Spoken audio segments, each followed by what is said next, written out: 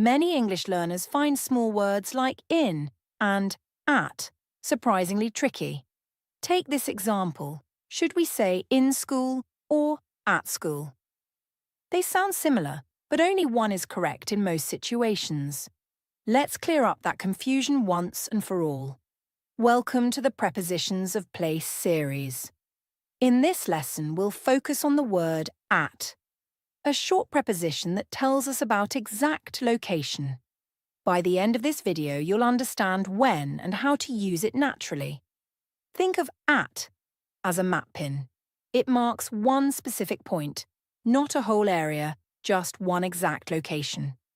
Whenever you want to describe a precise spot, at is the preposition to choose. When we say at the bus stop, at the door, or at the station, we are naming a single fixed point where something happens. At gives focus to that exact spot. Imagine pointing with your finger to a dot on a map. That's what at does in speech. We use it for particular points like at home, at school, at the office, or at a party. Each phrase tells the listener where, not what's inside. He is waiting at the bus stop. He's not in the road and not on the bus. He's standing right where the bus will arrive. The preposition at marks that single waiting point. If I say, I'm at the cinema, it means I'm there. Maybe inside the hall, maybe near the entrance. The exact place is the cinema itself. At highlights the location, not the space around it. When I say let's meet at the restaurant, I'm giving a meeting point. We might sit inside later, but the focus right now is simply the place where we'll meet. Learners often mix up at, in, and on to understand at. It helps to see how these three words divide space in different ways. Here's the key idea. At marks a point. In refers to something enclosed or inside, and on describes a surface. Once you see it like this, choosing the right preposition becomes easy. Say I'm at the station. That means I'm there at the general point of the station. If I'm in the station, I'm inside the building. And if I'm on the platform, I'm standing on the surface where the train arrives. Each preposition paints a different picture. You'll hear at in many daily phrases.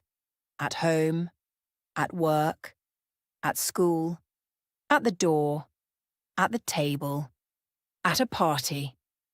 Every one of them tells us the specific place of an action. Ravi is at school, his mother is at work, and his father is at the airport. Even without extra detail, each sentence clearly shows where the person is. That's the power of a common error is saying, he is in the bus stop. The correct form is, he is at the bus stop, because he's located at a point, not enclosed inside something. Another frequent mistake is, let's meet in the restaurant.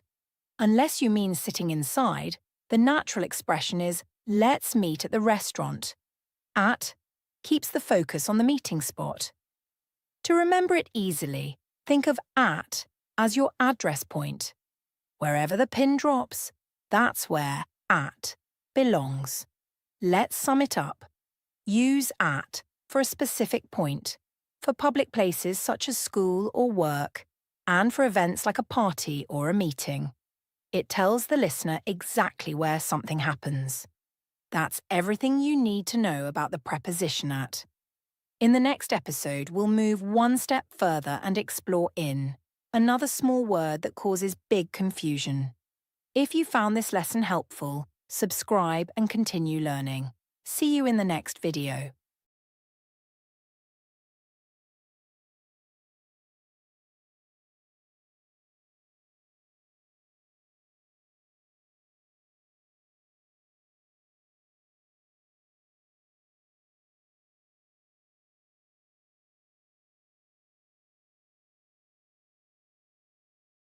Have you ever wondered what the difference is between saying, I'm in the cafe and I'm at the cafe? Both sound correct, but they don't mean exactly the same thing. In this lesson, we'll learn when to use the preposition in one of the most common and important prepositions in English. Welcome back to the Prepositions of Place series. In the last episode, we talked about the preposition at, which shows a specific point or location. Today, we'll focus on in, which helps us describe being inside or within something. Think of in as being surrounded by boundaries. When you're in something, you're inside its limits, not outside, not near it, but enclosed within it. We use in when something or someone is enclosed or contained. For example, we say in the room, in the closet, in the glass, and in the basket. Each shows something inside another space. If you imagine space as a box, it means inside that box, completely or partly surrounded by it. It helps us show the idea of being contained or covered. He is in the room, meaning he's inside it. The walls, the ceiling, and the door form boundaries that contain him. That's why we use in. We also use in for large areas like cities, countries, and regions. For example, in Delhi, in India, or in Asia. These describe being within the boundaries of a place. The phone is in the bag. It's enclosed and no longer visible from outside. The word in tells us the phone is inside the space of the bag. They are in the park. It means they are within the boundaries of that park, not outside on the road, but inside the green area. Now let's compare in with at and on, because they often overlap and confuse learners. At refers to a specific point. In means inside or within limits. On means resting on a surface.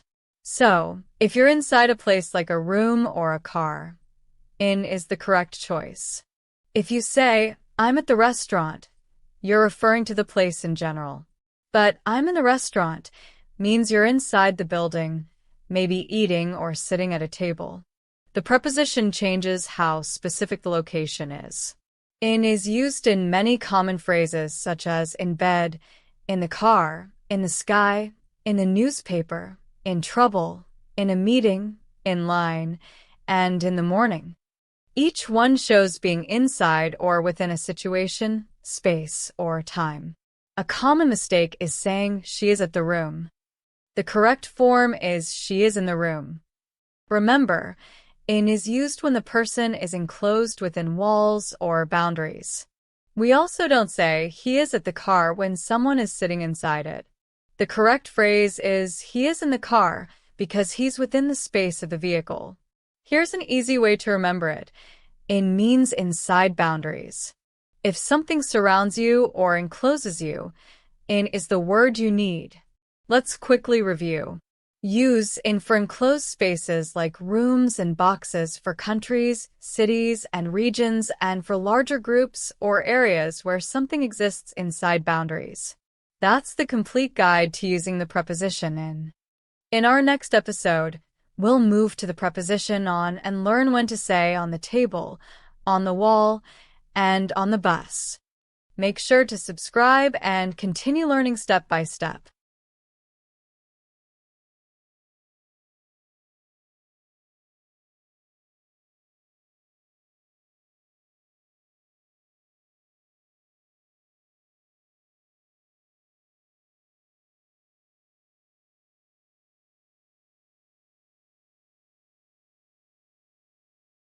Have you ever heard someone say in the table or on the table and wondered which one is right?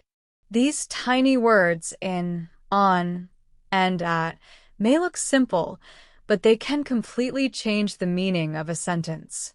In this lesson, we'll focus on the preposition on and understand exactly when and how to use it. Welcome back to the Prepositions of Place series. In the previous lessons, we learned that at is used for a specific point and in is used for something inside boundaries. Now it's time to explore on, which we use for surfaces, contact, and positions above something. Think of on as something that touches or rests on a surface. When an object is supported by or connected to the top of something else, we use on. We use on when there's direct contact between two things. For example, the book is on the table The picture is on the wall, the shoes are on the floor, and the cat is on the bed. Each one touches or lies against a surface. Even when something moves from above to a surface, we use on. We say, she put the cup on the table. The action ends with the cup resting on the surface. The picture is on the wall. It's not inside the wall or under it. It's fixed to its surface. That's why we use on. The teacher is writing on the board. The chalk touches the surface of the board, and that contact is exactly what on describes. Look at this table. Everything resting here, the laptop, the cup, the papers, they are all on the table. Each item is supported by the table surface. We also use on when something is along a line or surface like a road, river, or street. We say, the shop is on Main Street, or the house is on the river. It means the building or object touches or faces that line or surface. Objects can be on many surfaces. A rug is on the floor, a lamp hangs on the ceiling, and a clock is on the wall. In each case, on shows where something touches. We also use on with public transport and certain vehicles. We say, on the bus, on the train, on the plane, or even on a horse. Why? Because in each case, you're on a surface or platform that moves with you. Now let's compare on with in and at to understand how their meanings differ in real life. When you're waiting near the bus stop, you're at the bus stop. When you're sitting inside the bus, you're in the bus.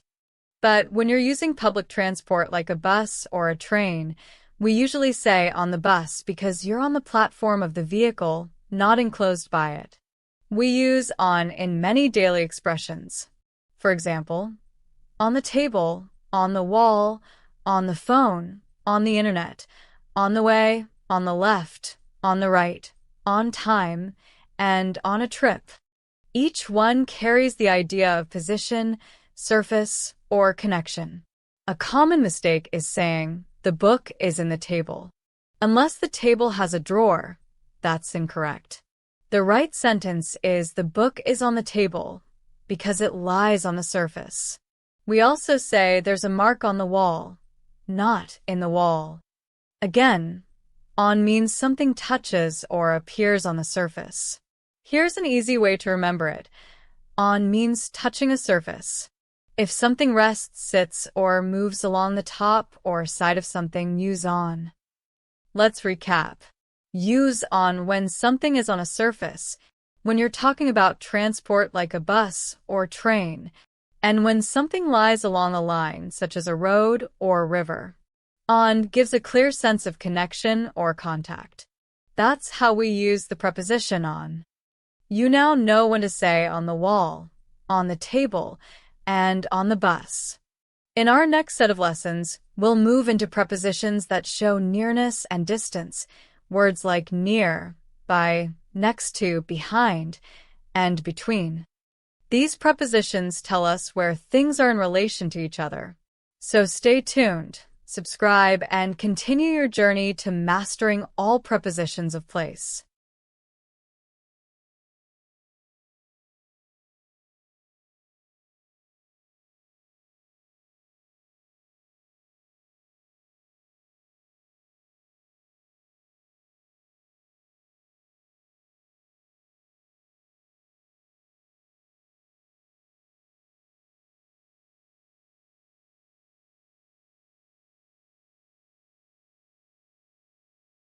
Do we say near the station, by the station, or next to the station?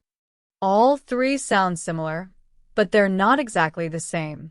In this lesson, we'll start exploring prepositions that show nearness or distance, beginning with near. Welcome back to our Prepositions of Place series. After learning at, in, and on, it's time to move into prepositions that describe how close or far things are from one another. Today's word is near, a simple preposition that helps us show closeness. The word near shows that two things are close in distance, not touching, but not far apart either. It means close to something within a short range. We use near when something is close in space or location. For example, the park is near my house, the school is near the hospital, or there's a shop near the bus stop. Each sentence shows that the distance is short. Unlike at or in, near doesn't show an exact point. It gives a general idea that one place is close to another. It focuses on distance, not position or direction. Imagine looking at a map.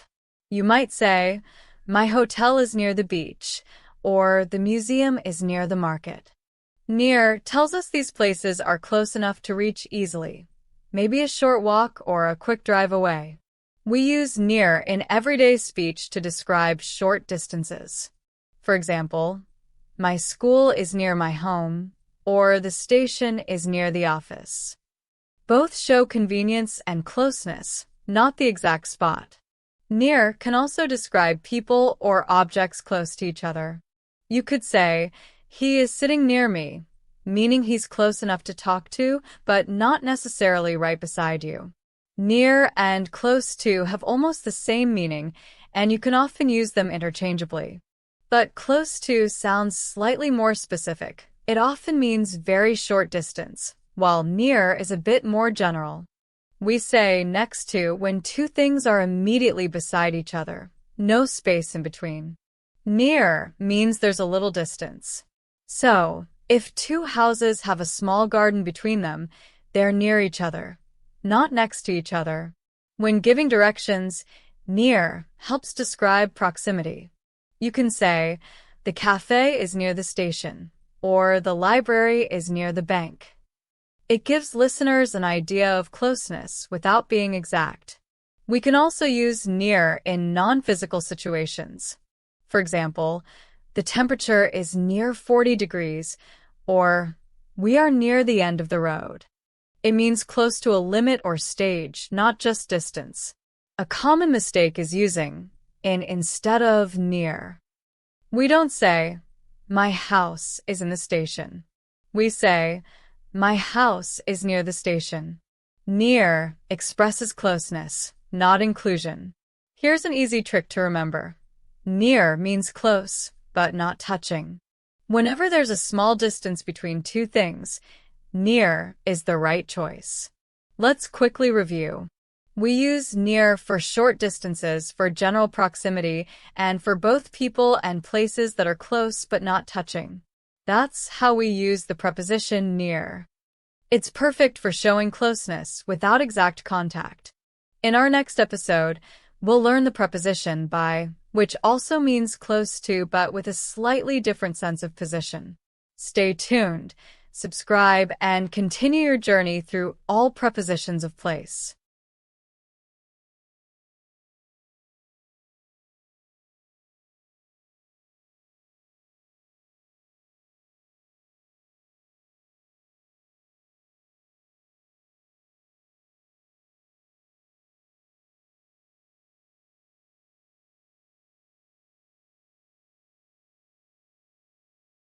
What's the difference between saying near the river and by the river?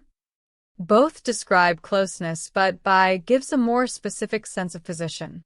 In this lesson, we'll learn how to use the preposition by when something is right next to or very close to another thing. Welcome back to our Prepositions of Place series. In the previous episode, we learned about near, which means close but not touching. Now we'll explore by a preposition that takes us one step closer, showing immediate closeness or direct connection. The word by shows that two things are next to each other or very close in distance.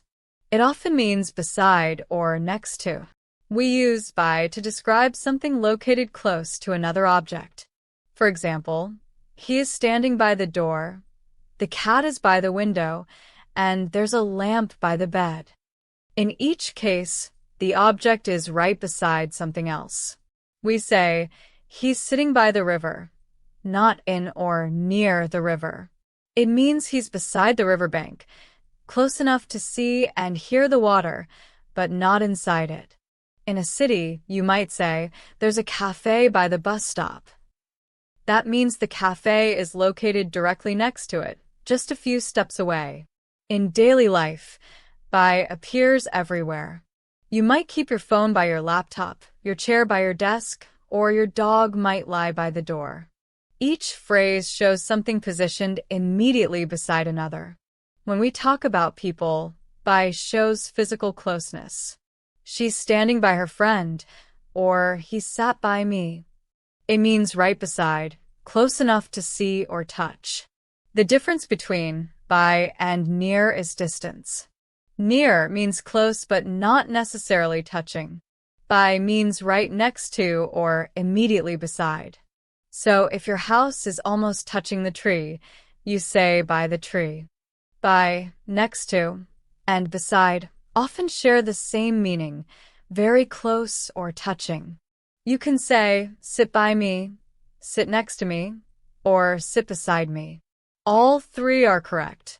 Near, on the other hand, allows a little more space in between. When describing places, by gives a clear image. My house is by the lake. There's a bench by the tree. The shop is by the road. Each shows direct position right beside something. When giving directions, by helps you point out nearby landmarks. The cafe is by the metro station, or the pharmacy is by the main gate. It's an easy way to show direct proximity. Both she lives near the station and she lives by the station are correct. But near means close and by means directly beside or opposite.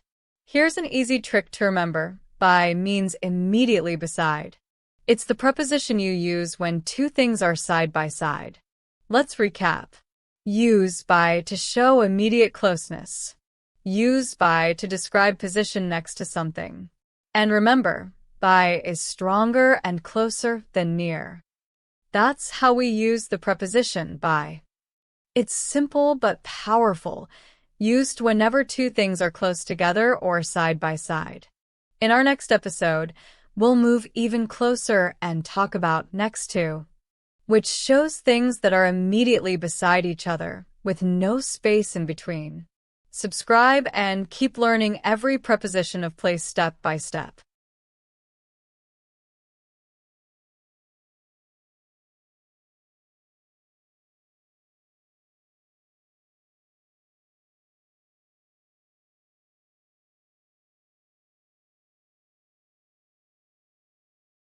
Many learners say near when they actually mean next to. But these two prepositions do not always mean the same thing. Near means close, while next to means immediately beside, with no space in between. In this lesson, we'll understand how to use next to correctly and naturally. Welcome back to the Prepositions of Place series. In the previous episode, we learned about by, which shows very close position. Now we'll explore next to, which describes something even closer, right beside or directly adjacent. Next to shows that two things are directly beside each other. There is no gap or distance between them. They are side by side, just like neighbors whose buildings touch. We use next to when one thing is immediately beside another. For example, the chair is next to the table, there's a lamp next to the bed, and the dog is sitting next to its owner. In cities, we often describe places using next to. You might say, the bakery is next to the pharmacy. That means the two shops stand directly beside each other and share a boundary. We also use next to when talking about people. When you say, she's sitting next to me, it means she is right beside you with no empty seat in between. You can also describe objects this way. For example, the cup is next to the kettle. It shows they are placed side by side on the counter. Next to always emphasizes immediate proximity. Here's how near, by, and next to differ. Near means close but with some space. By means very close, possibly touching. Next to means directly beside, with no distance at all. So next to is the closest of the three. When giving directions, next to helps people find places easily. You can say, the bank is next to the restaurant, or the hotel is next to the mall. It means they are located right beside each other. You can see one immediately after the other. In everyday life, we use next to all the time. The car is parked next to the tree. The child is sitting next to her mother. My phone is next to my laptop. It is one of the most natural ways to show side-by-side positions. When describing locations, next to creates a clear mental picture. You might say, my office is next to the bank, or our house is next to the school. The relationship between the two places becomes instantly clear. A common mistake is using near instead of next to. If two things are close but not touching, near is correct. But if the buildings or objects are directly beside each other, next to is the right choice. You can often use next to and beside interchangeably. Both mean immediately beside. However, next to is more common in spoken English, while beside can sound slightly more formal. Here's an easy way to remember it. Next to means no space between. If two things are touching or directly beside each other, use next to. Let's recap. Use next to for things directly beside each other. Next to is closer than near.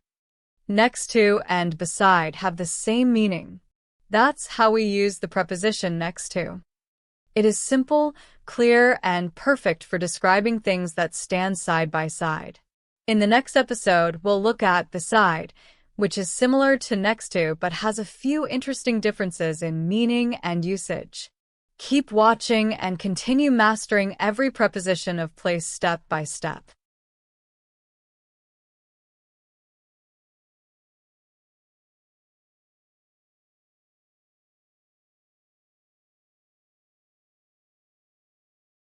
Many learners say near or next to when they should be using beside. These three words are similar, but beside has its own specific meaning.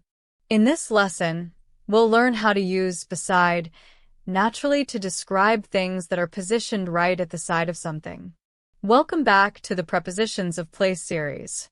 So far, we've explored near, by, and next to. Now it's time to understand beside, a preposition used when something or someone is directly at the side of another. Beside means at the side of or next to. It describes a position that is immediately beside something, not far away, not in front, not behind, but directly at the side. For example, you can say, there's a lamp beside the bed, a chair beside the desk, or he's standing beside his car. In each case, one object is directly at the side of another. We use beside with people too. When someone says, she's sitting beside her friend, it means she is right at her friend's side, not across, not behind, but directly next to her. We can also use beside with objects. For example, the notebook is beside the keyboard. This shows the two items are placed side by side with no distance between them. In most situations, beside and next to have the same meaning. You can say, she's beside me, or she's next to me. Both are correct. The only difference is that beside sounds a little more formal or polite, while next to is more common in daily conversations.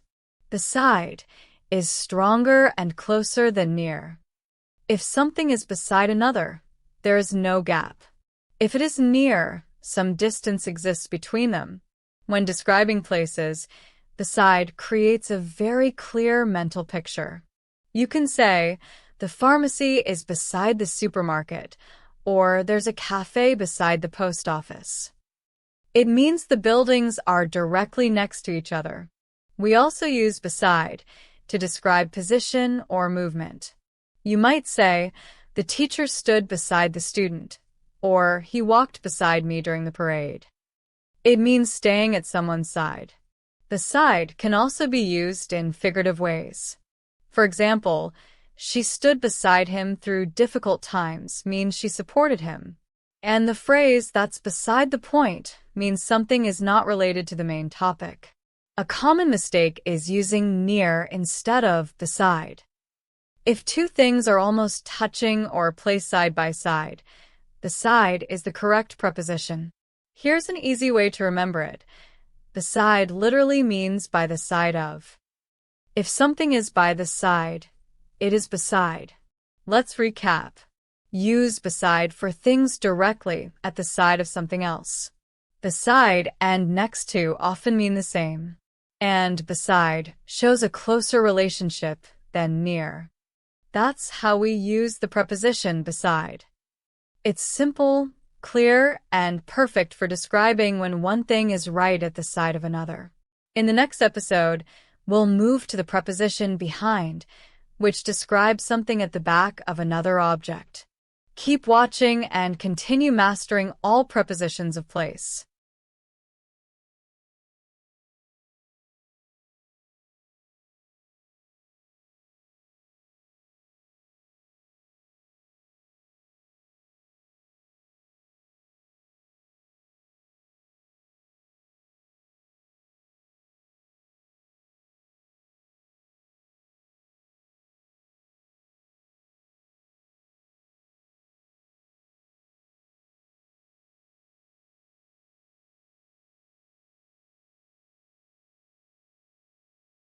Many learners understand in front of, but get confused when using behind. If something is behind another object, it means it is at the back, hidden, or not immediately visible. Let's learn exactly how to use behind in everyday situations. So far in this series, we've learned near, by, next to, and beside. Now, let's explore behind, a preposition that tells us something is positioned at the back of another object. Behind simply means at the back of something. It shows a position that is usually not visible from the front. If one object blocks another from view, the second object is behind it. We use behind in many daily situations. You might say, the car is behind the building, she is hiding behind the curtain, or the dog is sitting behind the sofa. In each case, the thing is at the back of something else. Imagine you're in a park. If a bench is placed at the back of a tree and you cannot see it from the front, you say, the bench is behind the tree. In classrooms, students often sit behind each other. If one student's desk is directly at the back of another desk, you can say, he is sitting behind her. When people stand in a queue, we use behind to show their position. For example, I was standing behind you in the line. It clearly tells who is at the back. In cities, we often describe places using behind. For example, the parking lot is behind the store. It means the parking area is at the back of the building, not at the front. Behind is the opposite of in front of. If something faces you, it is in front. If it is hidden on the far side, it is behind. For example, the garden is behind the house, while the entrance is in front of the house. Sometimes we use at the back of to express the same meaning. There is a small shop behind the school means the same as there is a small shop at the back of the school. Both point to the rear side. A common mistake is using after instead of behind. After is used for time or order, not for place. So we say, the car is behind the house, not after the house. Behind can also be used in a figurative way. When someone says, I am behind you, it means, I support you, not that they are physically standing at your back. Here's an easy way to remember it. Behind always points to the back. If something is at the rear or hidden from the front, behind is the correct preposition. Let's recap. Use behind for anything positioned at the back of something else. It is the opposite of in front of, and it appears constantly in directions and everyday English. That's how we use the preposition behind. In the next episode, we'll learn in front of, which describes the position facing or before something. Keep watching and continue mastering all prepositions of place.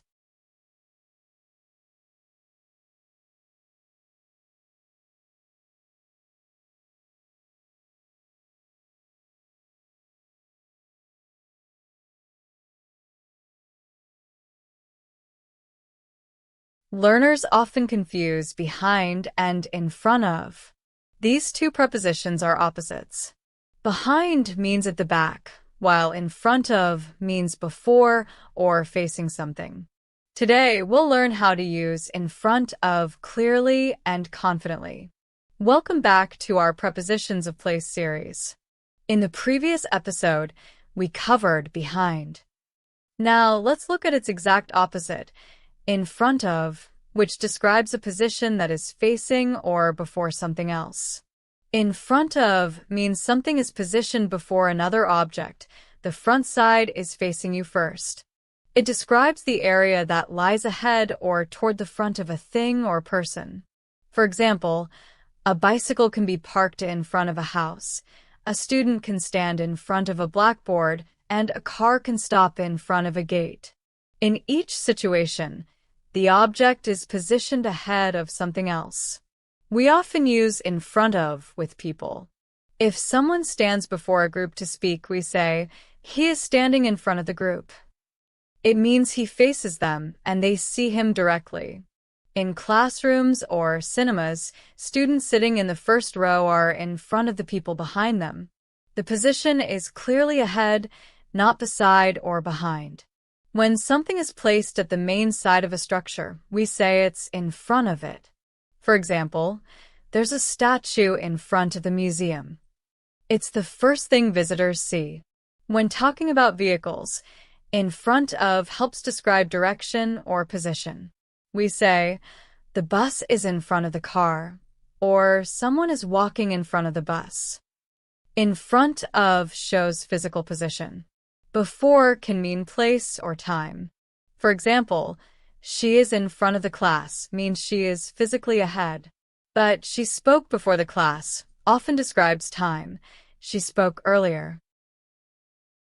People often confuse in front of with opposite.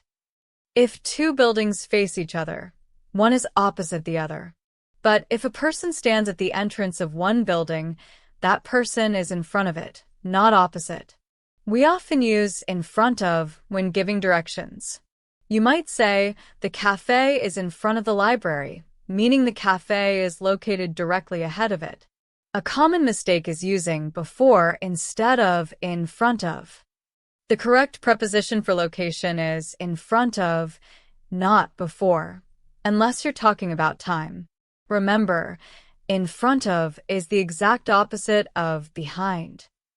If something is not at the back but at the forward-facing side, you use in front of. Here's a simple way to remember it. In front of means facing or ahead. If something appears first from your point of view, it's in front. Let's recap. Use in front of for objects or people positioned ahead or facing another thing. It's the clear opposite of behind and appears everywhere in daily life, from directions to descriptions. That's how we use the preposition in front of. It shows something in a forward, visible, or facing position. In our next episode, we'll learn between a preposition that describes being in the middle of two things. Stay tuned and keep learning every preposition of place one by one.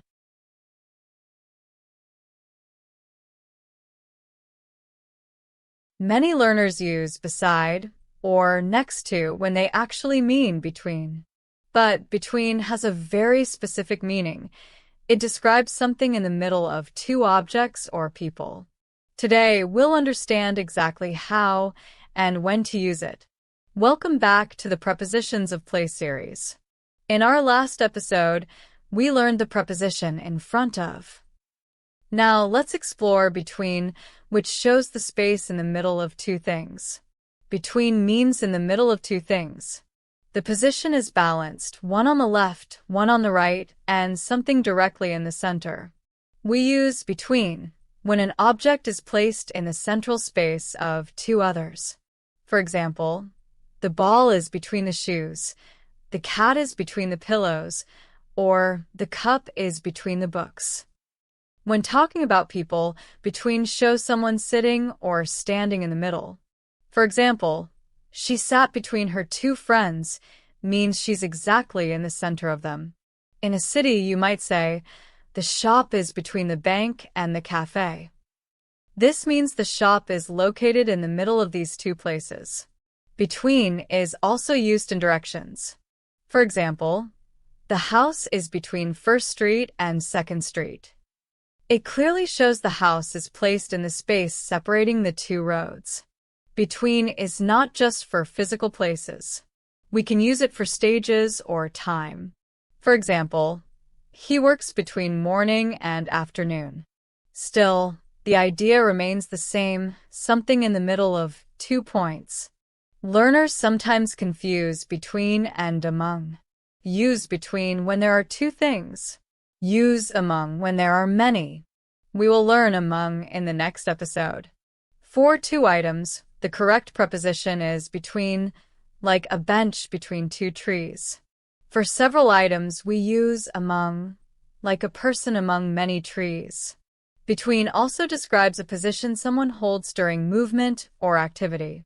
For example, the teacher walked between the two students, meaning she moved in the space separating them. A common mistake is using among for two objects. The correct preposition is between. Remember, two things equals between. Here's a simple trick. Between always has two sides. When something is in the middle of two items, the correct word is between. Let's recap. Between means being in the middle of two things. It's used with people, objects, roads, buildings, and even time. And remember, never use it for three or more. That's when we use among. That's how we use the preposition between. It clearly describes something placed in the middle of two objects. In our next episode, we'll move from two to many and learn the preposition among. Keep watching and continue mastering all prepositions of place.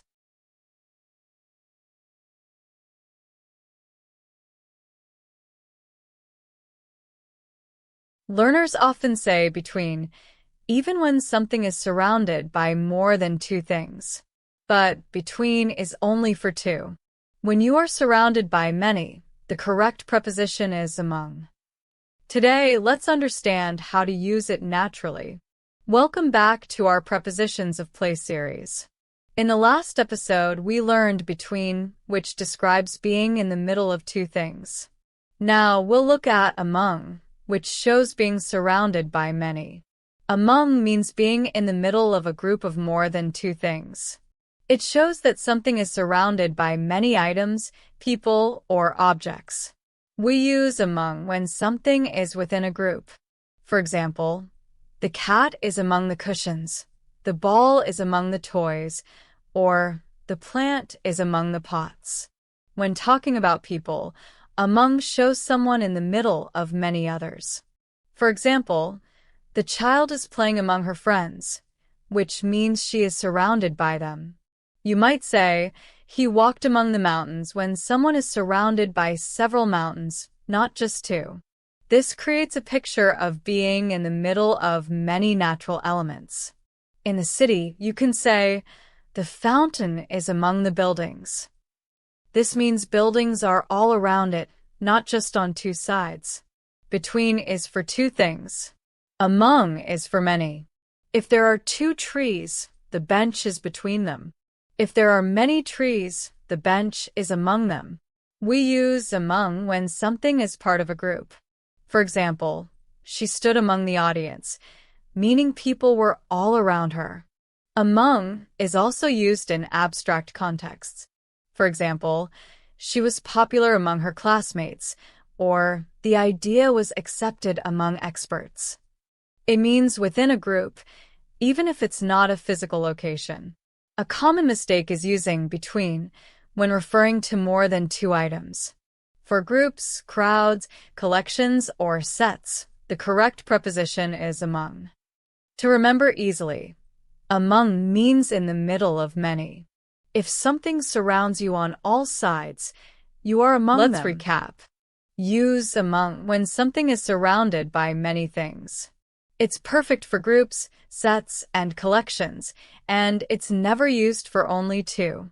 That's how we use the preposition among. It shows something surrounded by many things. In our next episode, we'll learn opposite, a preposition that describes two things facing each other from different sides. Keep watching and continue mastering every preposition of place.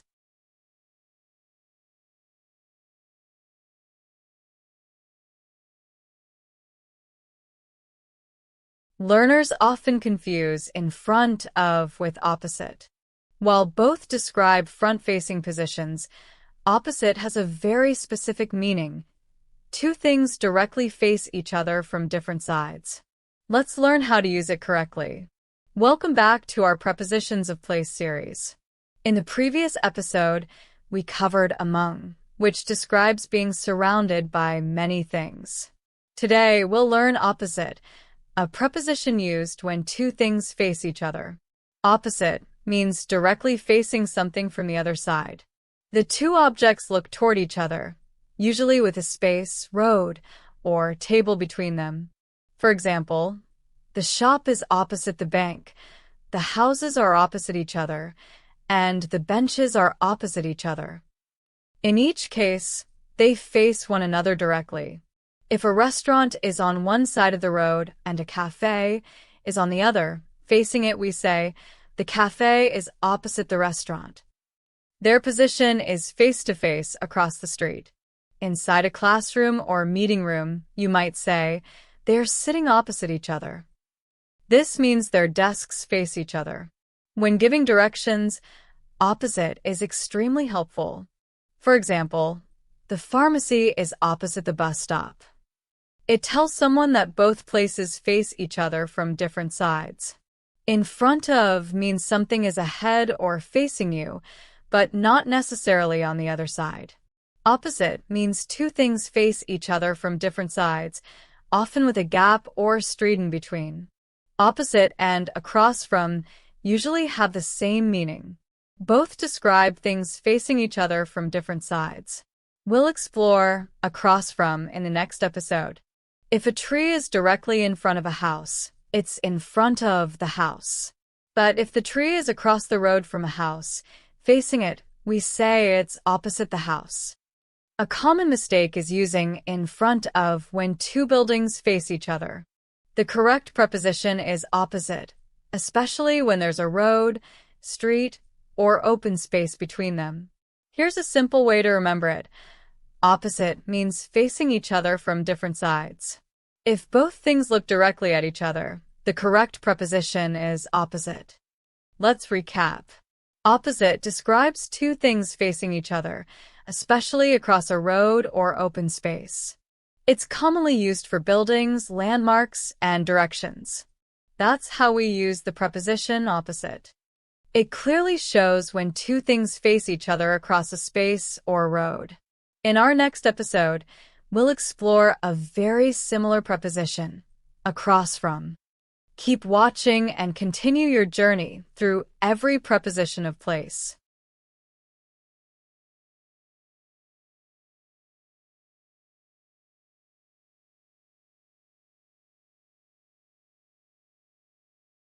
Many learners hear opposite and across from and think they mean different things. But in real English, both describe locations that face each other with a space or road in between.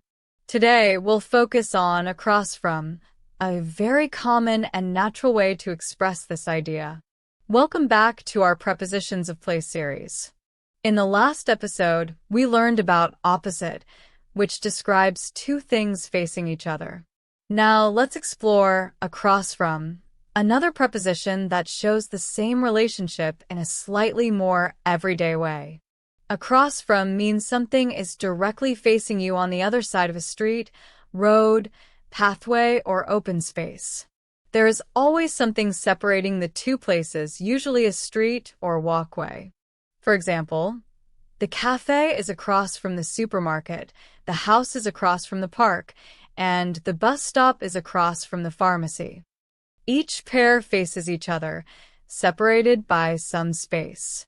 If a school is on one side of the road and a bookstore is directly facing it on the other side, we say, the bookstore is across from the school. It's a clear and simple way to describe location. In workplaces, you might hear someone say, there's a restaurant across from our office. It means you can see it directly from the front door or window, just across the road. When giving directions, across from is extremely useful.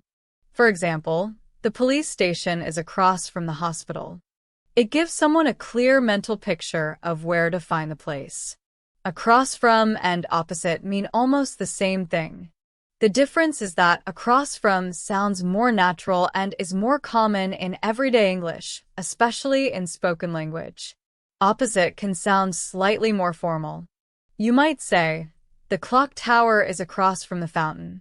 This tells us the two landmarks face each other from different sides of the square. In front of means something is directly ahead on the same side. Across from means something is on the other side, facing you. The location changes depending on which side of the road you are on.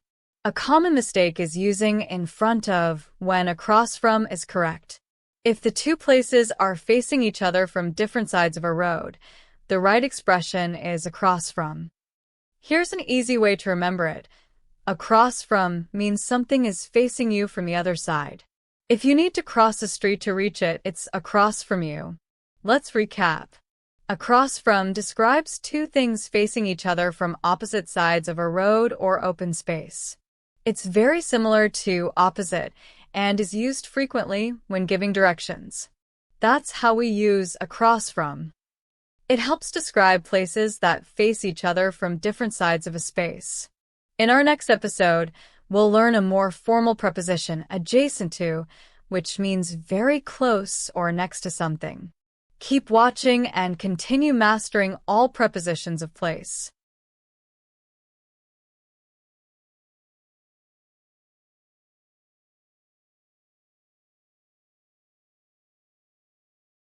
Many learners understand next to, but feel unsure when they hear the phrase adjacent to. It sounds formal, but the meaning is simple. Adjacent to describes two things that are right beside each other with no space in between. Today, we'll learn how to use it confidently. Welcome back to the Prepositions of Place series. After learning about across from, we now focus on a more formal expression, adjacent to, which is used in maps, architecture, and professional descriptions of place. Adjacent to means very close to or next to. It describes two things positioned side by side, with no space separating them.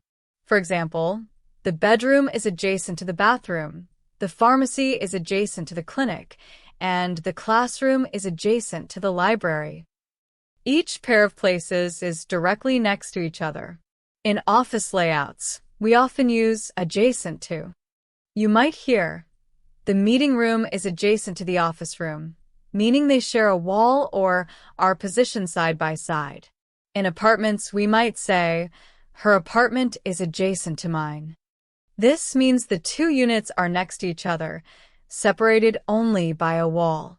Adjacent to and next to describe almost the same position. The difference is tone. Next to is casual and used in conversation. Adjacent to sounds more formal and is often used in technical or professional contexts. Beside also means at the side of. But again, adjacent to is more formal. You might hear it in building plans, legal documents, or official descriptions, while beside is used in everyday speech. Maps often use adjacent to describe areas that share borders. For example, the park is adjacent to the playground. It shows exact placement in relation to another area. Architects use adjacent to when designing layouts. You might see something like, the kitchen is adjacent to the dining area, meaning both spaces are directly connected. A common mistake is using near instead of adjacent to. Near means close but not touching. Adjacent to means directly beside with no gap. Here's a simple trick. Think of adjacent to as a formal version of next to. If you see it in documents, maps, or plans, it simply means right beside. Let's recap. Adjacent to describes things that are next to each other with no space in between. It's often used in professional or technical contexts, especially in maps and buildings. That's how we use the preposition adjacent to. It describes two things positioned side by side in a clear, formal way. In our next episode, we'll learn alongside, a preposition that shows things traveling or positioned very close and parallel to each other. Keep watching and continue mastering all prepositions of place.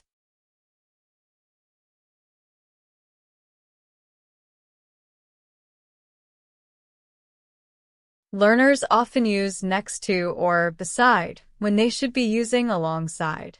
But alongside has a special meaning. It describes things that are not just close, but also parallel or moving in the same direction. Today, we'll learn exactly how to use it. Welcome back to our Prepositions of Place series.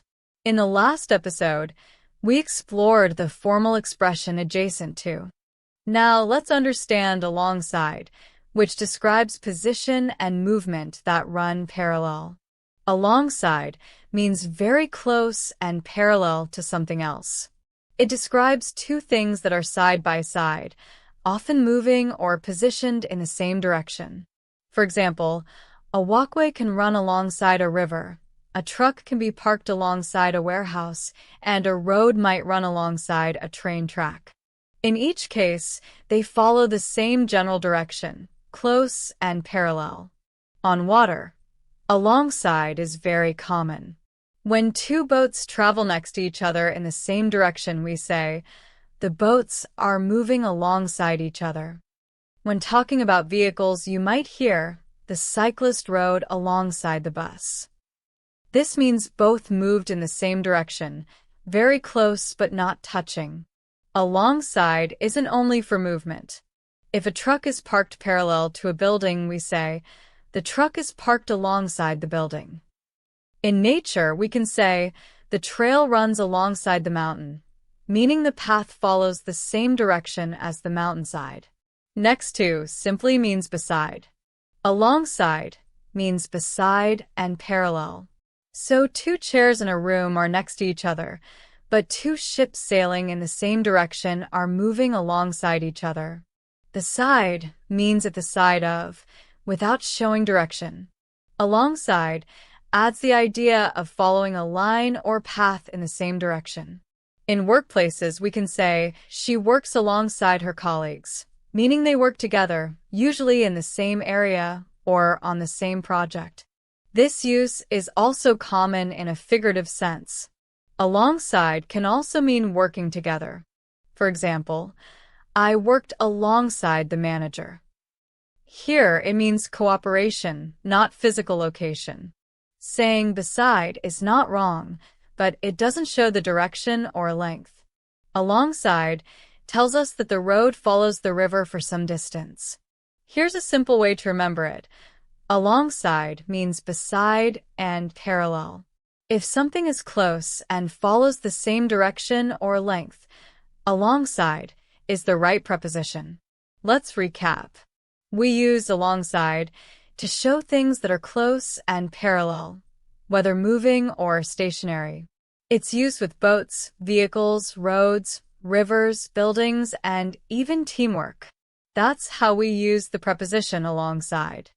It's perfect for describing things that travel or sit close and parallel to each other.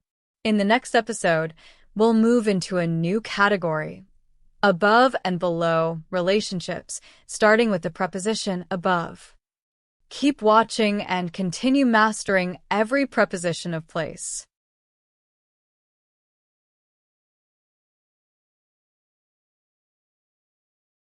Learners often confuse on and above. On means touching, but above means higher than something without touching it. Today, we'll learn exactly how to use above to show height and level. Welcome back to our Prepositions of Place series. We are now in the above and below category. In this episode, we'll understand how to use above, a preposition that shows something is at a higher level than another object. Above means at a higher level than something else. There is always space between the two objects. They never touch. For example, the clock is above the door, the picture is above the sofa, and the fan is above the bed. All these objects are higher than something else without touching it. In nature, you might say, the birds are flying above the lake. This means the birds are in the air at a higher level than the water. We can also use above when talking about weather or sky. For example, the clouds are above the mountains, meaning the clouds are higher in the sky. On means touching. Above means higher without touching. A book is on the table, but a shelf is above the table. Above and over can sometimes mean the same thing, but over often has the sense of covering or movement. We'll explore over in the next episode. When comparing heights, we use above to show a higher level. For example, the top shelf is above the middle shelf, and the middle shelf is above the bottom shelf. In buildings, you might say, the balcony is above the entrance, meaning the balcony is located on a higher level. Above can also describe values. For example, the temperature is above 30 degrees, meaning it is higher than that number. Even though this is not physical place, the idea is the same. Something is at a higher point. A common mistake is saying on the table when you actually mean above the table. If something is not touching the surface, above is the correct preposition. Here's a simple way to remember it. Above always means higher without touching. If there is even a little space between the two objects, above is the right preposition. Let's recap. Above means something is at a higher level without touching. It's used for objects, sky, nature, buildings, and measurements. And it's different from on, which always means contact. That's how we use the preposition above. It shows height and level with no touching. In our next episode, we'll explore over, a preposition that also involves height but often adds the idea of covering or movement. Stay tuned and continue mastering every preposition of place.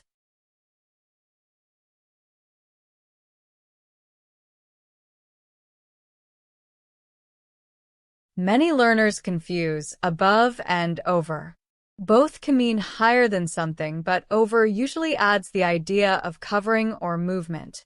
Today, let's learn how to use over in a clear and natural way. Welcome back to our Prepositions of Place series. In the last episode, we learned above, which describes height without contact. Now we'll explore over, which often shows covering, crossing, or movement. Over means higher than something and often covering it. It can also show movement from one side to another. For example, the bridge is over the river, the lamp is hanging over the table, and his hand is over the book. When something covers another thing, over is the natural choice. She put a blanket over the child, means the blanket is covering him completely. We also use over to show movement. For example, the ball flew over the wall, means it traveled from one side to the other, passing above it. Above is about position only. Over is often about movement or covering. A bird can be sitting above a branch, but when it flies across it, it goes over the tree. In everyday life, we use over very naturally. You might say, he leaned over the fence, meaning he bent his body forward across the fence. At home, you can say, the towel is hanging over the chair, and the jacket is thrown over the sofa. These actions show partial or full covering. Over is also used with time and numbers.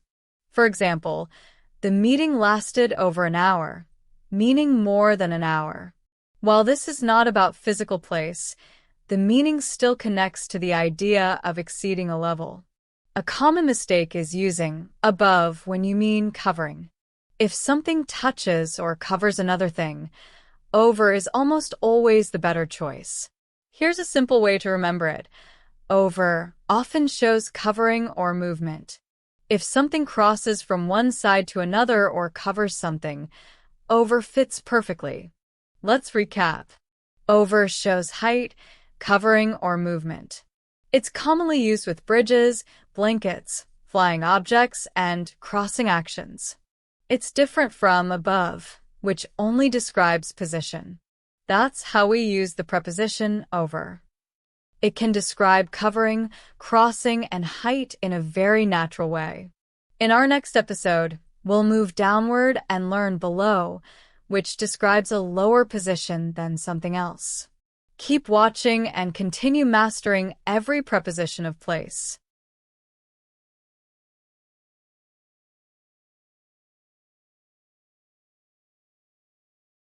Many learners feel confused between words like under and below.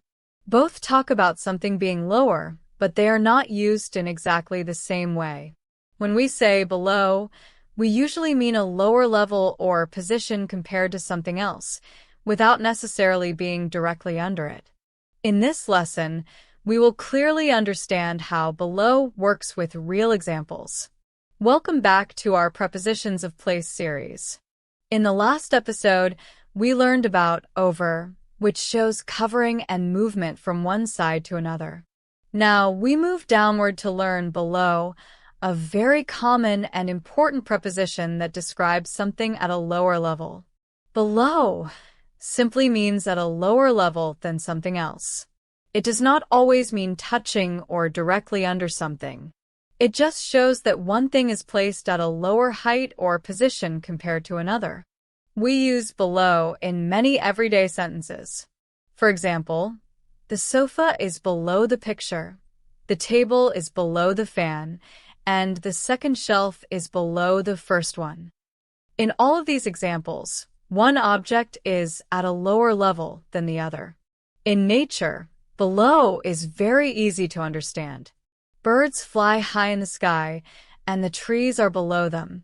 This does not mean the trees are directly under the birds. It just means the trees are at a lower level compared to the birds flying above. In buildings, we often say things like, "My office is on the floor below yours." This means your office is on a lower level one floor down.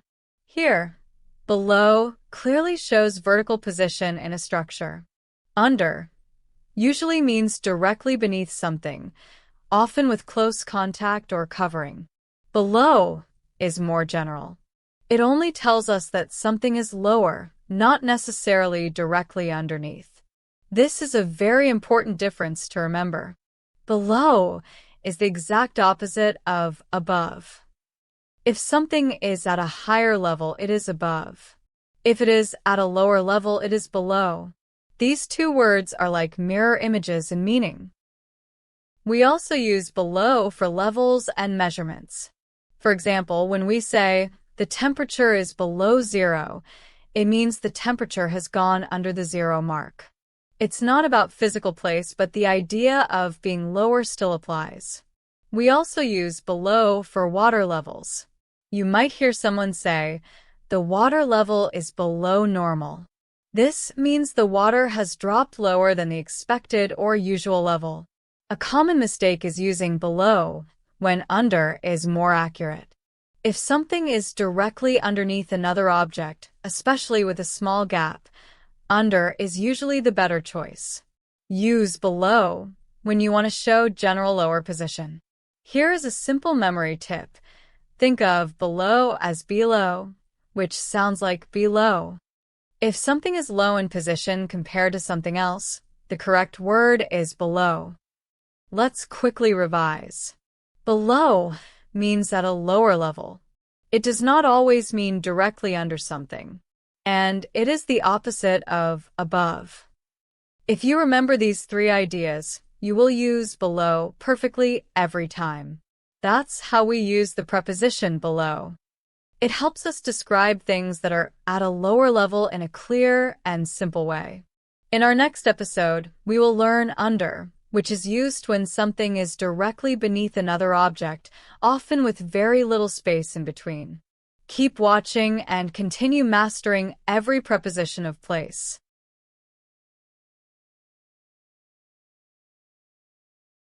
Many English learners feel confused between below and under. Both words talk about something being at a lower position, but they are not used in the same way. When we say under, we usually mean something is directly beneath another object, often very close to it and often covered or protected by it. In this lesson, we'll understand exactly how under works. Welcome back to our Prepositions of Place series. In the last episode, we learned about below, which shows a general lower position. Now we'll explore under, which is used when something is directly beneath another object, usually with little or no gap. Under means directly beneath something. It shows that one object is located below another and usually very close to it. Often, the top object acts like a cover or shelter for the object underneath. We use under in very common daily situations. For example, the ball is under the chair, the bag is under the desk, and the shoes are under the bed. In all of these examples, the objects are directly below and very close to the main object. One of the most natural uses of under is for protection. When it rains, we stand under an umbrella. This shows that the umbrella is directly above us and protects us from the rain. At home, under is used very often with furniture. When a child hides under a table or someone stores boxes under the bed, it shows direct placement beneath those objects. Under usually means directly beneath with close connection. Below simply means lower in position and may not be directly under. If something is immediately beneath another object, under is the correct word. On means touching the top of a surface. Under means directly beneath that surface. These two words describe completely opposite positions, but both are very important in everyday English. In nature, we say the fish are swimming under the water.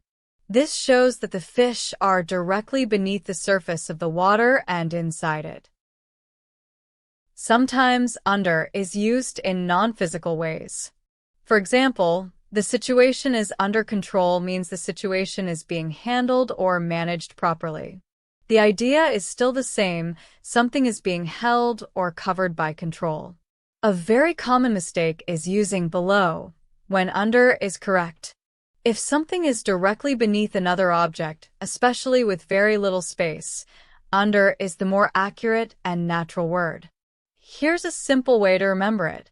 Think of under as directly beneath and very close. If the object feels covered or sheltered by the object above it, under is the best choice. Let's quickly recap. Under means directly beneath something. It often shows protection or cover, and it is stronger and more specific than below.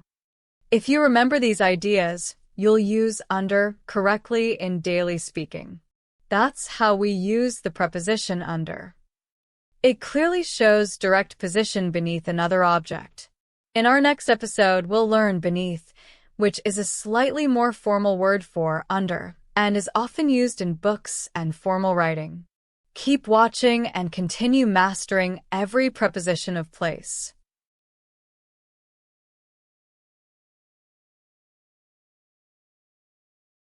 Many learners think beneath and under are completely different words, but in reality, they are very close in meaning. The main difference is that beneath sounds slightly more formal and is often used in writing, books, and storytelling. Today, we will clearly understand how beneath works and how you can use it naturally in English. Welcome back to our Prepositions of Place series. In the last episode, we learned about under, which shows something placed directly below another object. Now we'll learn beneath, which carries the same physical meaning but is often used in more formal or descriptive English. Beneath means directly under something. It shows that one object is at a lower position and is usually very close to the object above it. It often creates a more descriptive or poetic feeling compared to the word under. Here are some simple examples. You can say, "The leaves are beneath the tree," "The ball is beneath the chair," and "The cat is sleeping beneath the sofa." In all these cases, the objects are directly below another object. Beneath is very common in nature descriptions. You might hear, "He was walking beneath the trees." This gives a more beautiful picture of someone walking under the shade of large trees. In cities, you can say, "He is standing beneath the streetlight." This means the person is directly under the light, and the light is positioned above him. Under and beneath mean almost the same thing. Under is more common in daily speaking. Beneath sounds more formal, poetic, or descriptive. In most situations, you can use either word correctly. Below usually describes a general lower level. Beneath describes a direct position underneath something. If something is directly at the bottom of another object, beneath is the better word. Writers often prefer the word beneath because it sounds more beautiful and expressive. For example, "The village slept beneath the stars" sounds more poetic than simply saying "under the stars." Sometimes beneath is also used in expressions. For example, "That job is beneath me" means someone thinks a job is too low for them. This is not about physical place, but about status or value. A common mistake is using below when you really mean a direct position. If something is directly under another object, beneath or under is more accurate than below. Here's a simple way to remember it. Think of beneath as a more formal or descriptive version of under. When you want your English to sound more advanced or story-like, you can choose beneath. Let's quickly revise. Beneath means directly under something. It sounds more formal than under, and it is often used in writing, storytelling, and descriptive English. That's how we use the preposition beneath. It helps us describe positions clearly and with a more expressive style. In the next episode, we'll learn underneath, another useful word that is very similar to under and beneath. Keep watching and continue mastering every preposition of place.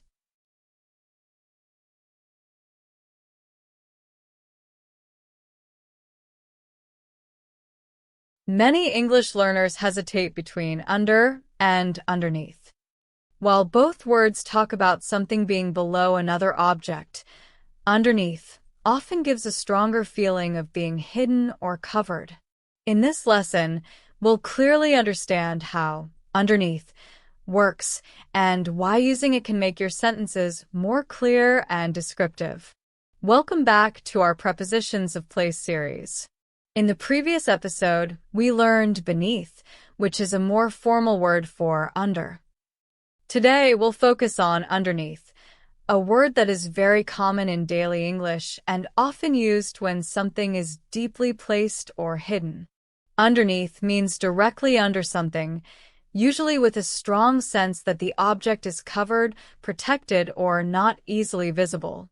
It doesn't just explain position. It helps the listener imagine layers and depth. For example, you can say, "The shoes are underneath the bed," or "The backpack is underneath the chair." In both cases, the objects are directly below and slightly hidden from view, which makes underneath the most natural choice. At home, we often use underneath with furniture. When someone crawls underneath a table, the word helps us picture that the person is not just below, but also covered by the object above. In nature, underneath is used to describe hidden spaces. Saying insects live underneath leaves tells us they are protected and not immediately visible, which adds detail to the sentence. Under and underneath are very close in meaning. Under simply tells position. Underneath adds the idea of being covered or hidden. Both are correct, but underneath paints a clearer picture. Beneath often sounds formal or poetic. Underneath feels more physical and visual. Writers often choose underneath when they want readers to imagine layers or hidden spaces. A common mistake is using below instead of underneath. Below only shows a lower level. When something is directly under and hidden or covered, underneath is the better word. To remember this easily, think of underneath as under with extra depth. If something feels hidden, layered, or covered, underneath is usually the best choice. Now that the meaning is clear, let's move from understanding to real usage. Let's look at how underneath is used naturally in daily life sentences and notice why this word fits perfectly in each situation. Let's start with a common household situation. The wallet is underneath the sofa. Here, underneath tells us the wallet is directly below the sofa and partly hidden, which explains why it's hard to find. Now imagine a winter scene. The grass is underneath the snow. This sentence shows clear layers, with snow covering the grass and underneath perfectly expresses that idea. Here's another everyday example. The cat is sleeping underneath the blanket. The word underneath adds a feeling of warmth, comfort, and cover, not just position. Now think about something designed to stay hidden. The wires run underneath the floor. This sentence clearly shows that the wires are placed below the surface and not visible. Let's move to nature again. The roots grow underneath the soil. This sentence helps us imagine depth and layers, which is exactly where underneath works best. Now consider a small action. He hid the note underneath the book. Using underneath naturally suggests secrecy and hiding, making the sentence more meaningful. Here's a real-world example. The tunnel runs underneath the road. This clearly explains that the tunnel exists below the road surface and remains unseen from above. Now imagine layers again. There is ice underneath the water. This sentence shows one layer existing below another, exactly what underneath is designed to express. Underneath his smile, he was nervous. Here, underneath is used figuratively to show hidden emotions, just like physical objects hidden below a surface. Finally, consider this example. The old paint is underneath the new layer. This sentence clearly explains that one layer is covered by another, which is a classic use of underneath. Let's recap. Underneath is used when something is directly under another object and often hidden, covered, or layered beneath it. It works for physical objects, real locations, and even hidden emotions. That's how we naturally use the preposition underneath. By choosing this word, your English becomes clearer and more descriptive. In the next episode, we'll learn overhead, which is an adverb of place, not a preposition. Keep watching and continue mastering English step by step. Many learners think above and overhead are the same, but they are not always used in the same situations. Above simply tells us something is at a higher level. Overhead, however, describes something that is directly above you, usually high in the air, often moving or positioned in the space above your head. Today, we'll explore how overhead works and why it is a powerful word for describing things happening in the air or above eye level. Welcome back to our English Place series. So far, we have studied several prepositions that describe height and depth, like above, over, below, and under. In this episode, we're learning overhead, which is not a preposition but an adverb of place used to describe location in the air or right above you. Overhead means directly above your head or above something else, usually high in the air. It doesn't describe just any higher position.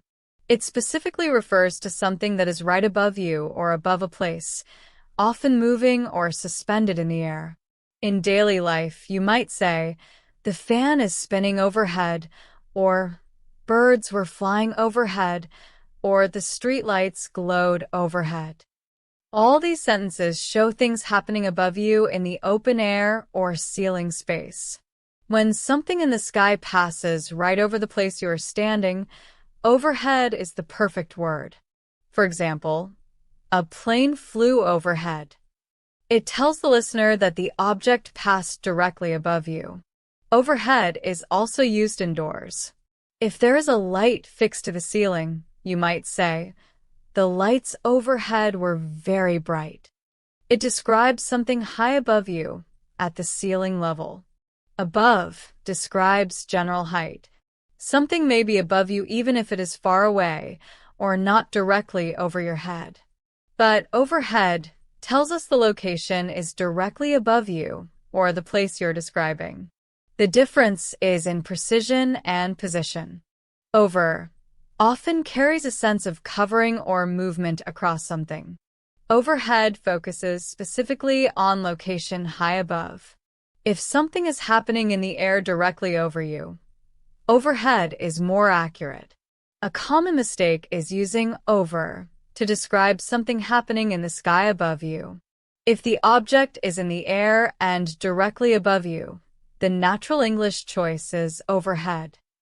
To remember this easily, break the word into two parts, over and head. If something is above your head, especially in the air or ceiling space, the correct word is overhead. Now that we understand how overhead works, let's move into real-life usage. We'll look at 10 sentences that show exactly how native speakers use this adverb in everyday conversation, and we'll understand why it fits naturally in each situation. A jet roared overhead.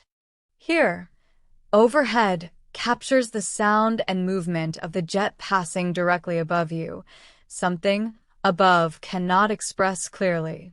Birds circled overhead. This sentence shows birds flying right above the viewer's location, making overhead the natural choice. The overhead light was too bright. In indoor spaces, overhead describes objects fixed on or attached to the ceiling, giving a clear picture of the location. A helicopter hovered overhead. Overhead conveys both position and intensity, showing the helicopter directly above the area. Dark clouds gathered overhead. This sentence shows the sky's condition directly above the person or place, creating a more dramatic image. The street lamp glowed overhead as we walked. This helps the listener imagine the light coming from directly above, guiding the walkway. There was a wooden beam overhead. Here, overhead adds clarity that the beam is fixed in the ceiling area, not somewhere higher at random. The balloon drifted overhead. This phrase shows movement in the air directly above, which is exactly what overhead expresses best. The deadline hung overhead like a heavy cloud. This figurative use shows pressure or concern looming above someone, similar to a physical object in the sky. The stars sparkled overhead. This sentence gives a peaceful visual of stars shining directly above, making overhead the perfect descriptive choice. Let's recap.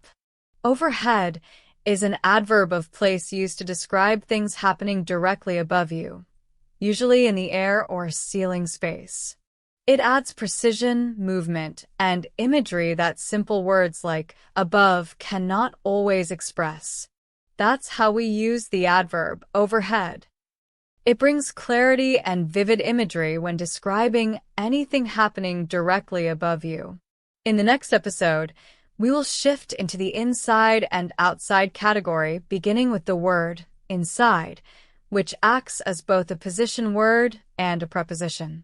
Keep watching and continue mastering English, one step at a time.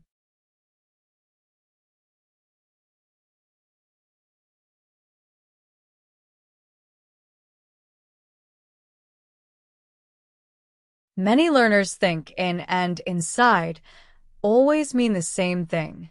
While they are closely related, inside is often used when we want to strongly emphasize that something is within an enclosed space.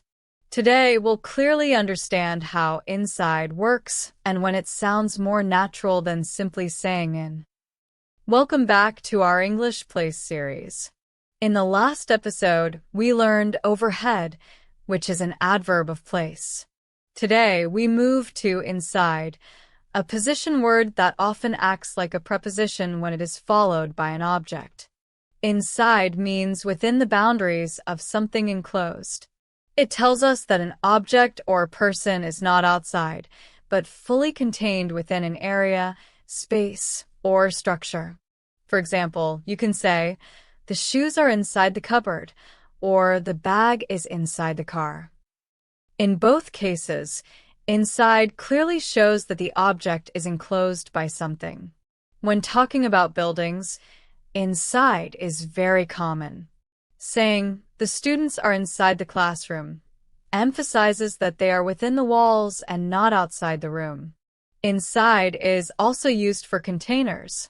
When you say, "The cookies are inside the jar," it clearly tells us that the cookies are enclosed and protected within it.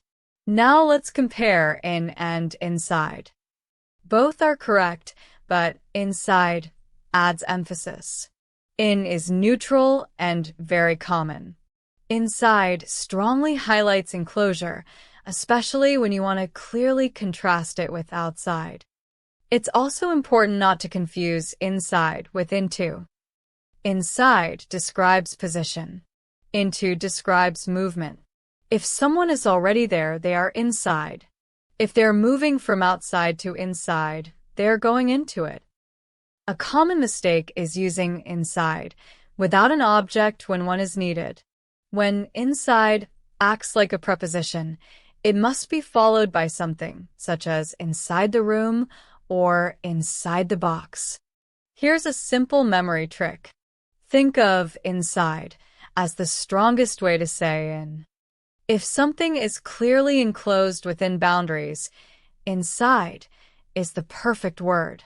Now that the meaning is clear, let's move into real usage. We'll look at how inside is naturally used in daily life sentences and understand why it fits perfectly in each situation. The children are playing inside the room. Here, inside emphasizes that the children are protected within the room and not outside in the rain. The wallet is inside my bag. This clearly tells us the wallet is enclosed and not visible from outside. The dog is sleeping inside the kennel. Here, inside helps us picture the dog being fully enclosed and safe. Everyone was waiting inside the bus. This shows that all the people are within the bus, not standing outside. My phone is inside the drawer. This sentence uses inside to suggest the phone is hidden and enclosed. The letter is inside the envelope. Here, inside clearly communicates containment and protection. She is standing inside the lift. This emphasizes the enclosed space of the lift. The tools are kept inside the toolbox. Here, inside shows that the tools are stored safely and enclosed. Now, let's look at a figurative use. He felt calm inside himself. Here, inside describes inner feelings rather than physical location. And finally, the note was hidden inside the book. This sentence highlights concealment and enclosure, making inside the best choice. Let's recap. Inside means within an enclosed space. It often acts like a preposition when followed by an object, and it adds strong emphasis to the idea of enclosure. That's how we use the word inside in natural English. It helps describe enclosure clearly and confidently. In the next episode, we'll learn outside, which shows the exact opposite position. Keep watching and continue mastering English step by step.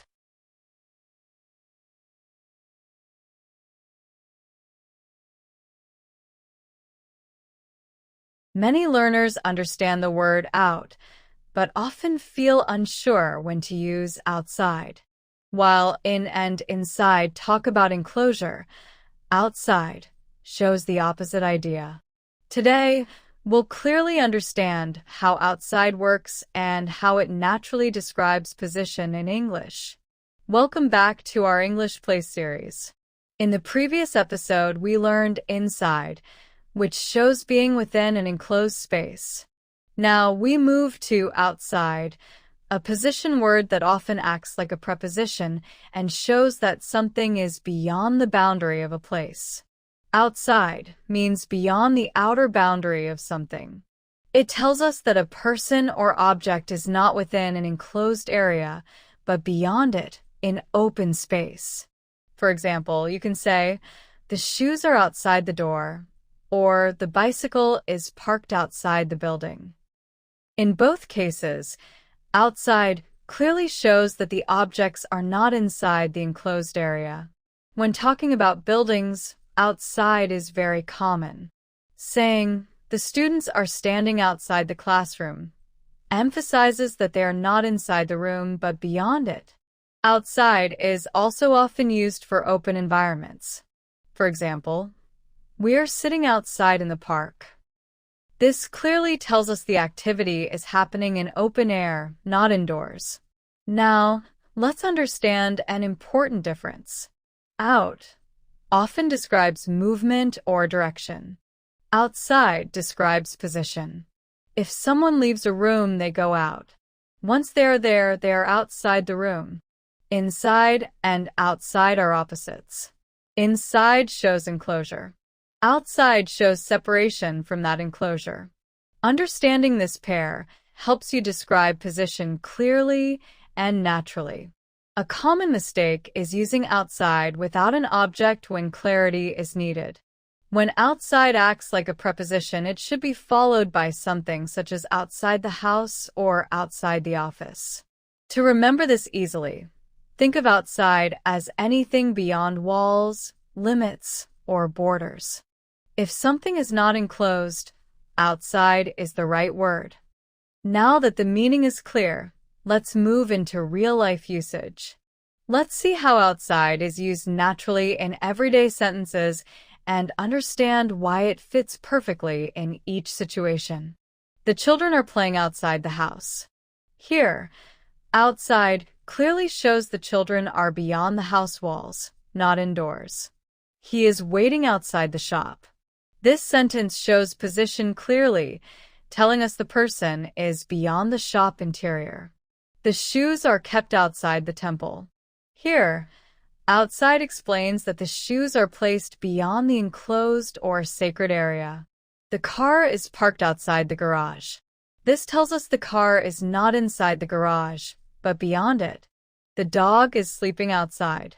Here, outside works as a position word without an object and clearly shows open space. Please wait outside the office. This sentence uses outside to give a clear positional instruction. It's raining outside. Here, outside refers to the environment beyond indoor space. The cat is sitting outside the room. This sentence clearly contrasts inside and outside positions.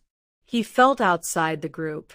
Here, outside is used figuratively to show exclusion, not physical location. This area lies outside the city. This sentence uses outside to show something beyond a defined boundary. Let's recap. Outside shows position beyond an enclosed space or boundary.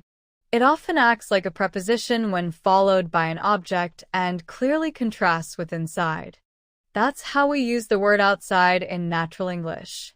It helps describe open space and position beyond boundaries. In the next episode, we'll learn within, a preposition of place that focuses on limits and boundaries. Keep watching and continue mastering English step by step. Many learners understand the word inside, but feel unsure when they hear within. Both words talk about something being enclosed, but within adds the idea of limits or boundaries.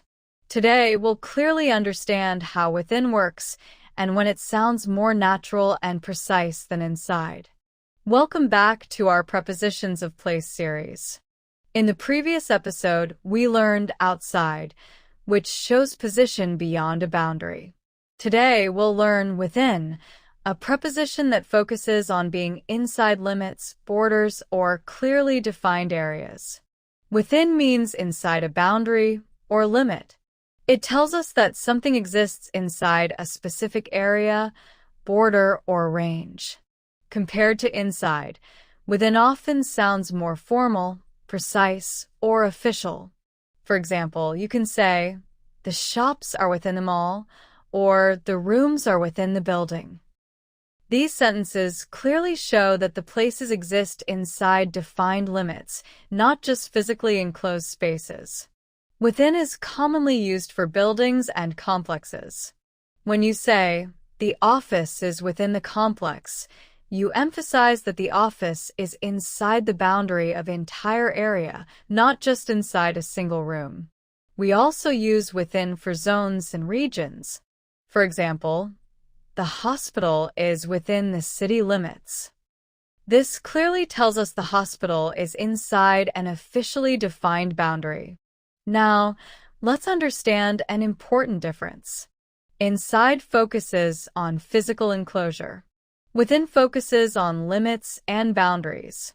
Both can sometimes be correct, but within is preferred when talking about areas, ranges, or official limits. In is very general and informal.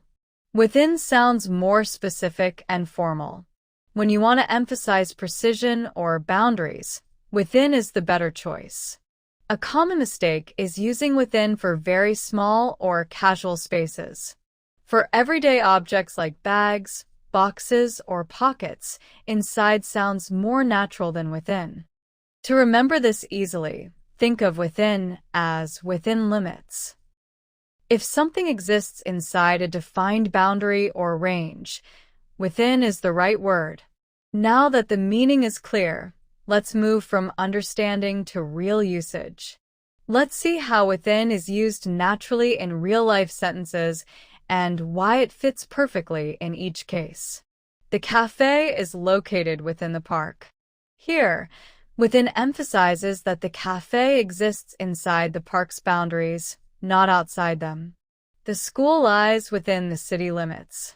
This sentence refers to official boundaries, which is exactly where within sounds natural. All the shops are within the complex. Here, within clearly shows that every shop exists inside the defined area of the complex. The hospital is within the restricted zone. This sentence emphasizes rules and boundaries, making within the best choice. The park is within walking distance. Here, within is used with distance to show a limit, not physical enclosure. Help arrived within minutes. Although this refers to time, the idea of limit still applies, showing how flexible within can be. Please stay within the marked area. This sentence clearly instructs someone to remain inside defined boundaries. The temple is within the town. Here, within tells us the temple is not outside the town limits. He kept his anger within himself. In this figurative use, within describes something emotionally contained inside. This area falls within the boundary. This sentence uses within to clearly describe inclusion inside a defined limit. Let's recap. Within means inside limits or boundaries. It sounds more precise and formal than inside, and is commonly used for areas, zones, distance, time, and rules. That's how we use the preposition within in natural English. It helps describe boundaries clearly and accurately. In the next episode, we'll explore without, an old-style preposition of place that means outside of something. Keep watching and continue mastering English step by step. Most learners know the word without as the opposite of with. But very few people realize that in older and more formal English, without is also used as a preposition of place. In this lesson, we'll understand this older meaning and learn how it is still used in literature and formal writing. Welcome back to our Prepositions of Place series.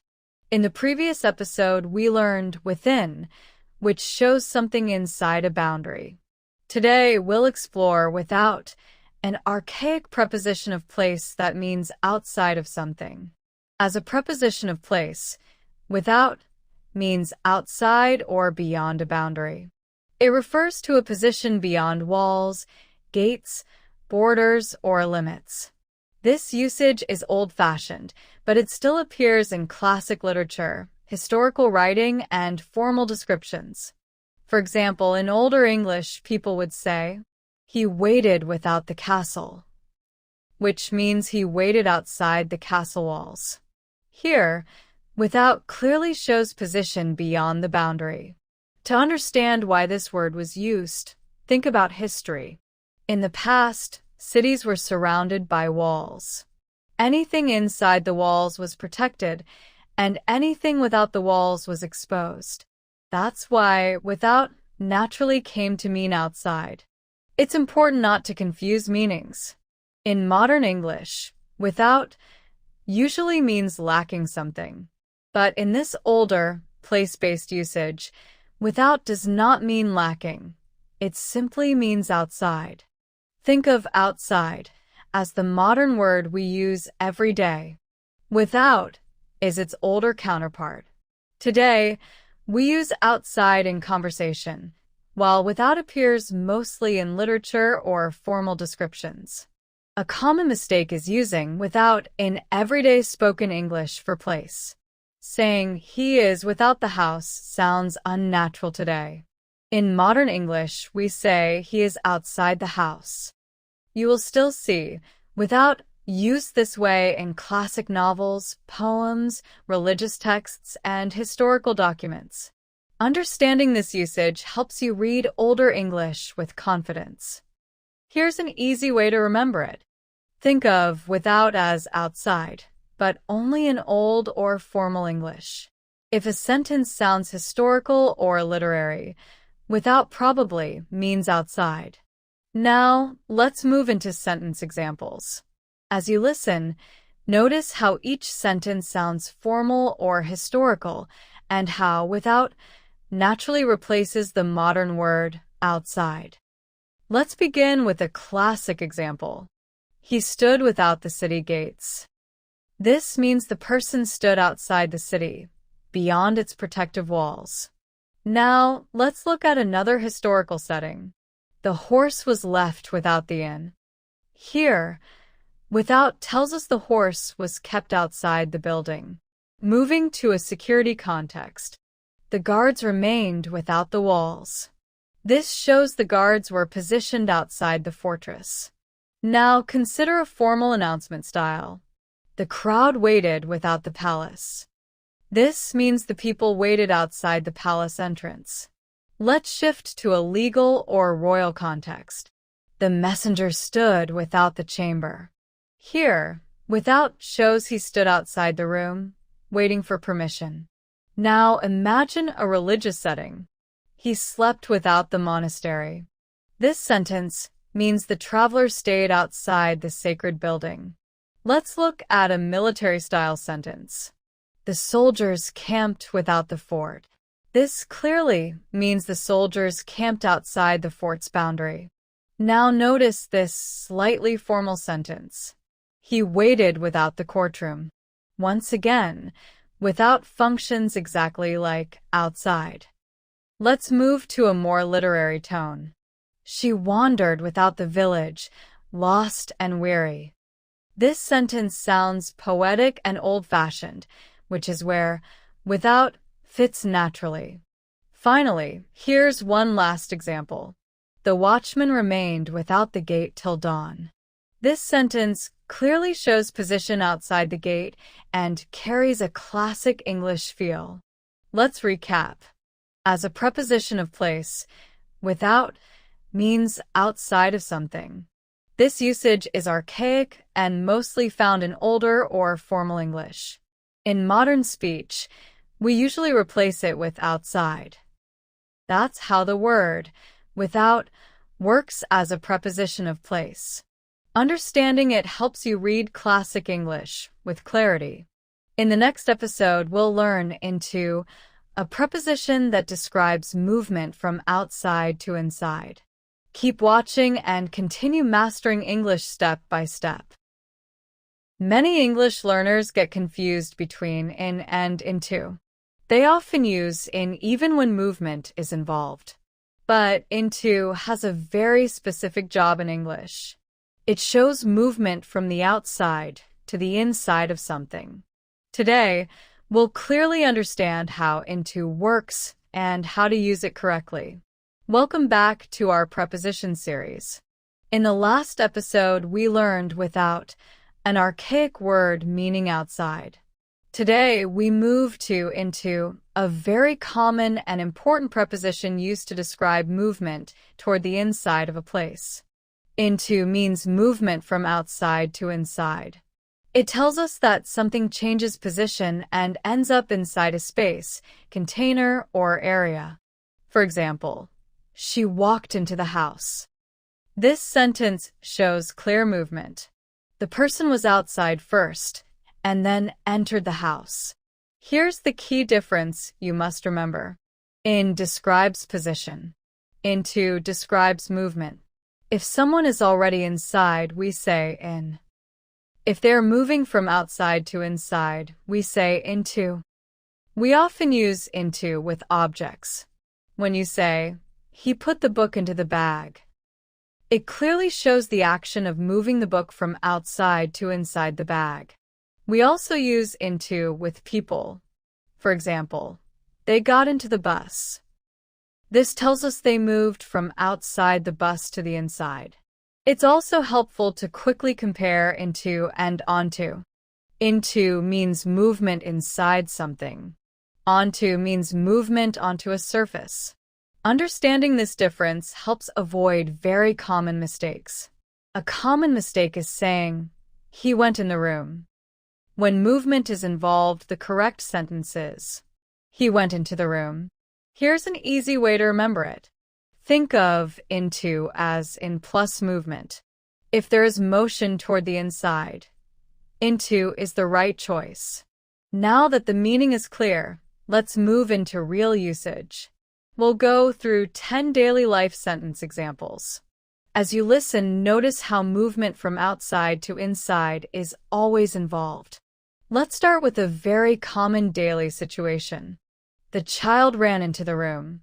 Here, into clearly shows movement from outside the room to inside it. Now, let's look at an object example. She dropped the keys into her bag. This sentence shows the keys moving from outside the bag to the inside. Let's move to a playful example. The cat jumped into the box. The word into perfectly captures the action of entering the box. Now consider a very everyday action. He got into the car. This sentence clearly shows movement from outside the car to inside it.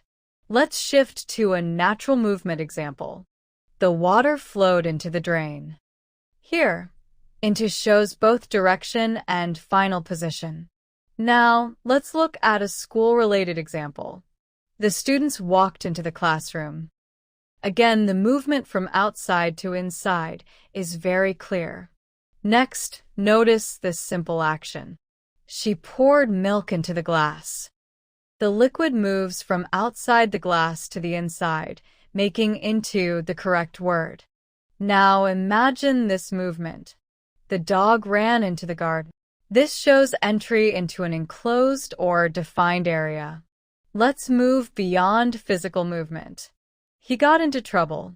Here, into is used figuratively to show movement into a situation or state. Finally, look at this example. She changed into her uniform.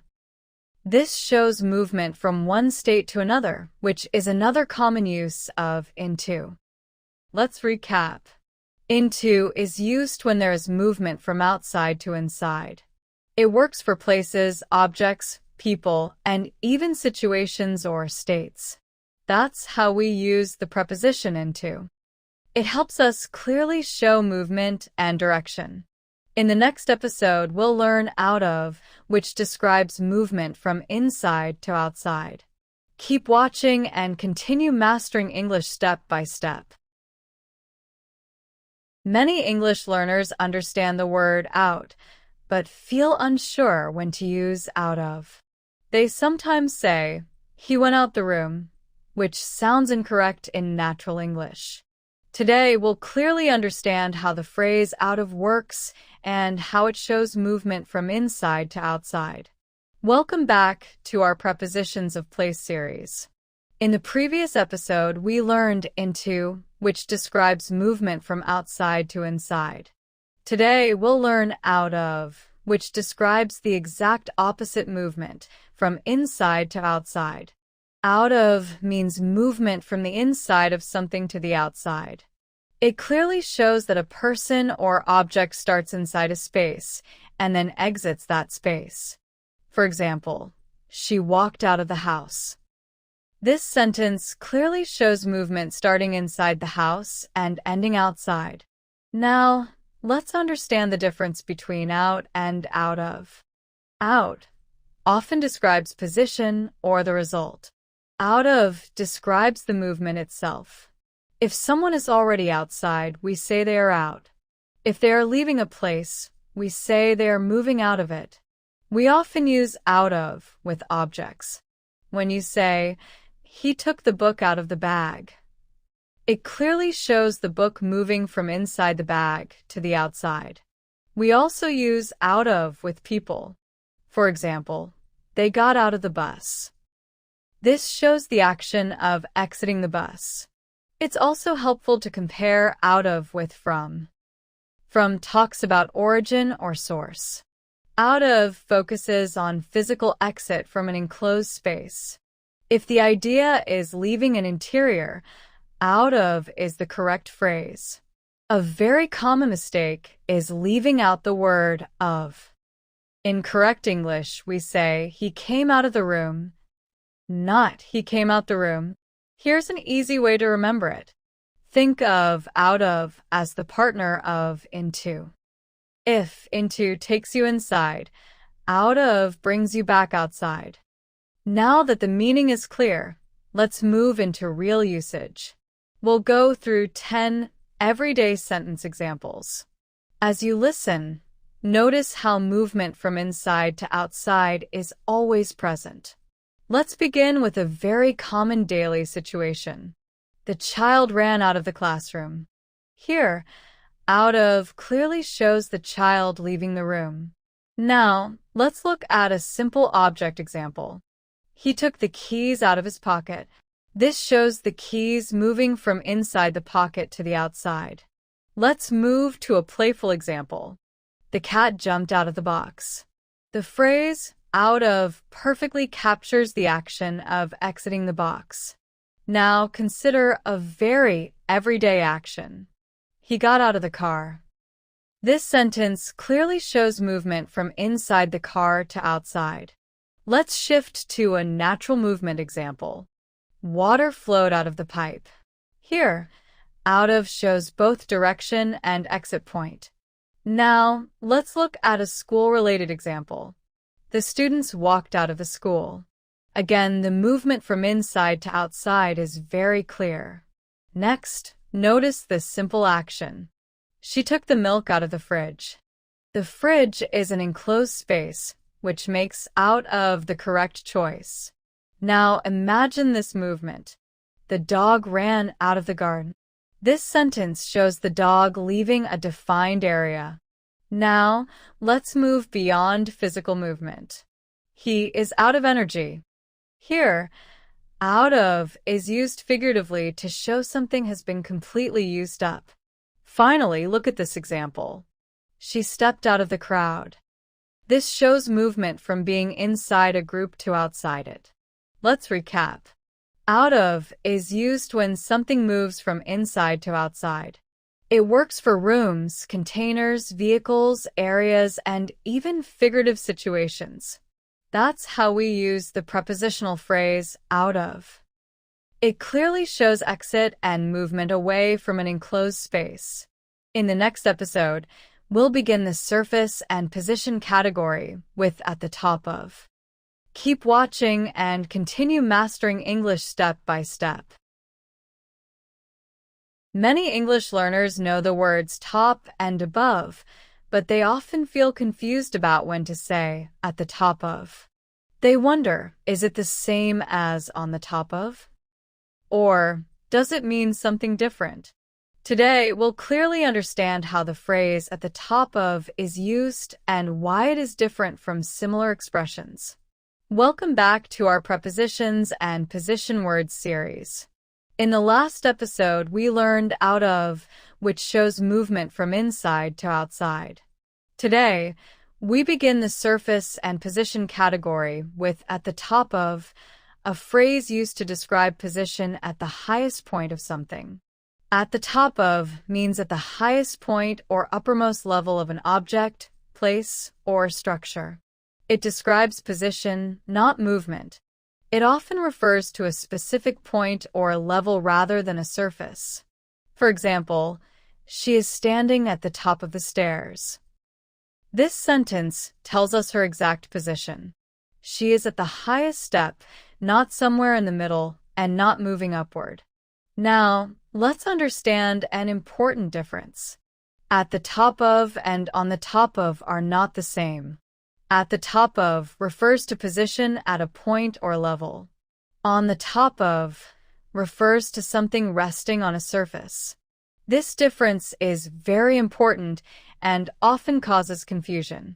When talking about buildings, we commonly say, "He lives at the top of the building."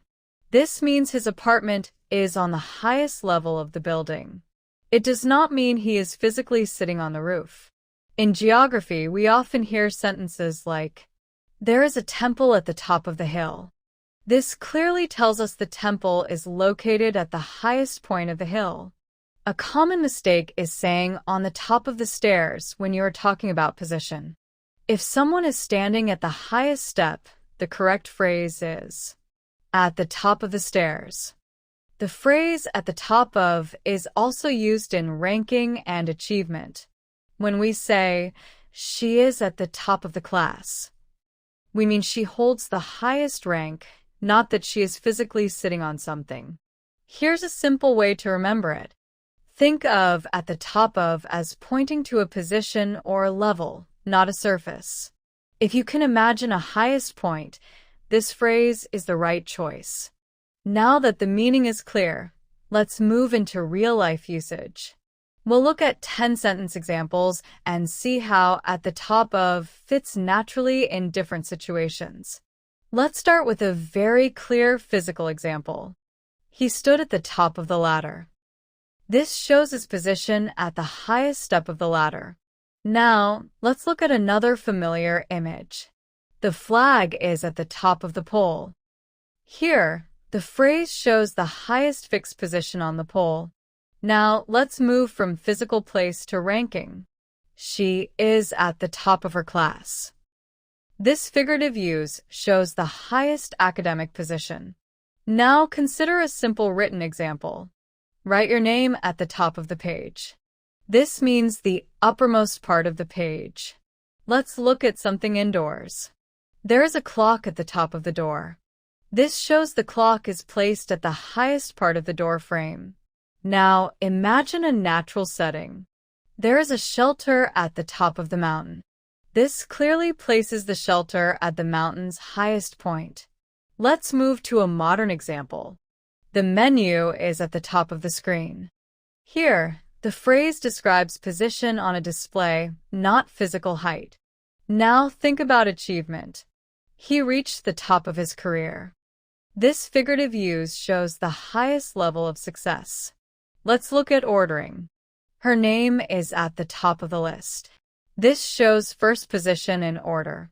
Finally, here's another physical example. A tree stands at the top of the hill. This sentence clearly marks the highest location. Let's recap. At the top of is used to describe position at the highest point or level. It works for physical places, written space, screens, and rankings. That's how we use the phrase at the top of. It helps us describe exact position clearly and naturally. In the next episode, we'll learn at the bottom of, which describes the lowest point. Keep watching and continue mastering English step by step. Many English learners understand the word bottom, but feel unsure when to use the phrase at the bottom of. They often wonder, is it the same as on the bottom of? Or does it describe something different? Today, we'll clearly understand how at the bottom of is used and how it contrasts with similar expressions. Welcome back to our Prepositions and Position Words series. In the previous episode, we learned at the top of, which describes the highest point. Today, we'll learn at the bottom of, which describes position at the lowest point or level. At the bottom of means at the lowest point or lowest level of something. It focuses on position, not movement. It usually refers to a specific point or level rather than a surface touching something. For example, he is standing at the bottom of the stairs. This sentence clearly shows that the person is positioned at the lowest step, not somewhere on the staircase above. Now, let's understand an important difference. At the bottom of and on the bottom of are not the same. At the bottom of describes position at a level or point. On the bottom of describes something touching the underside or surface. This difference helps us avoid common mistakes. When talking about buildings, we often say, the shop is at the bottom of the building. This means the shop is located on the lowest level, not attached underneath the building. In geography, we might say, a river flows at the bottom of the valley. This clearly tells us the river runs through the lowest part of the land. A common mistake is saying on the bottom of the stairs when talking about position. If someone is standing at the lowest step, the correct phrase is at the bottom of the stairs. The phrase at the bottom of is also used figuratively. It can describe the lowest rank, importance, or priority, not just physical location. Here's an easy way to remember it.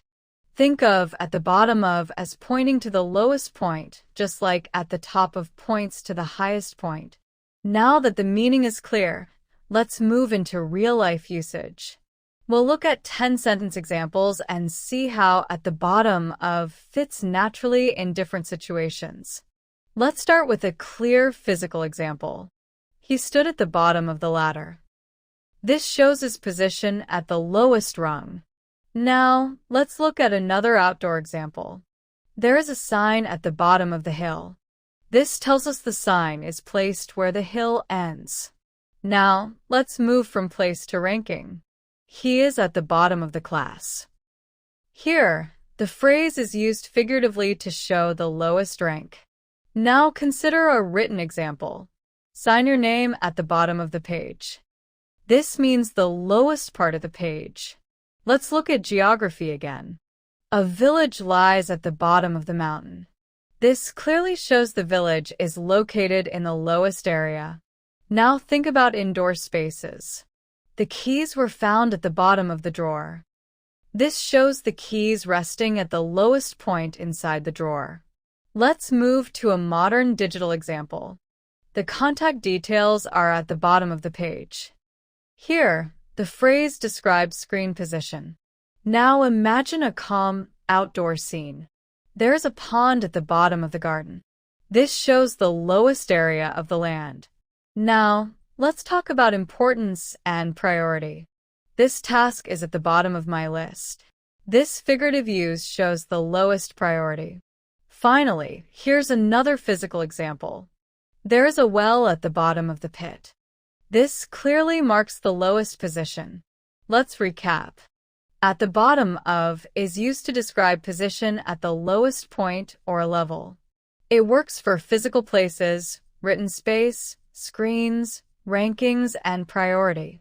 That's how we use the phrase at the bottom of. It helps us describe exact lowest position clearly and naturally. In the next episode, we'll learn on the top of thank you. Many English learners feel confused between the phrases at the top of and on the top of. They sound very similar, but they are not used in the same way.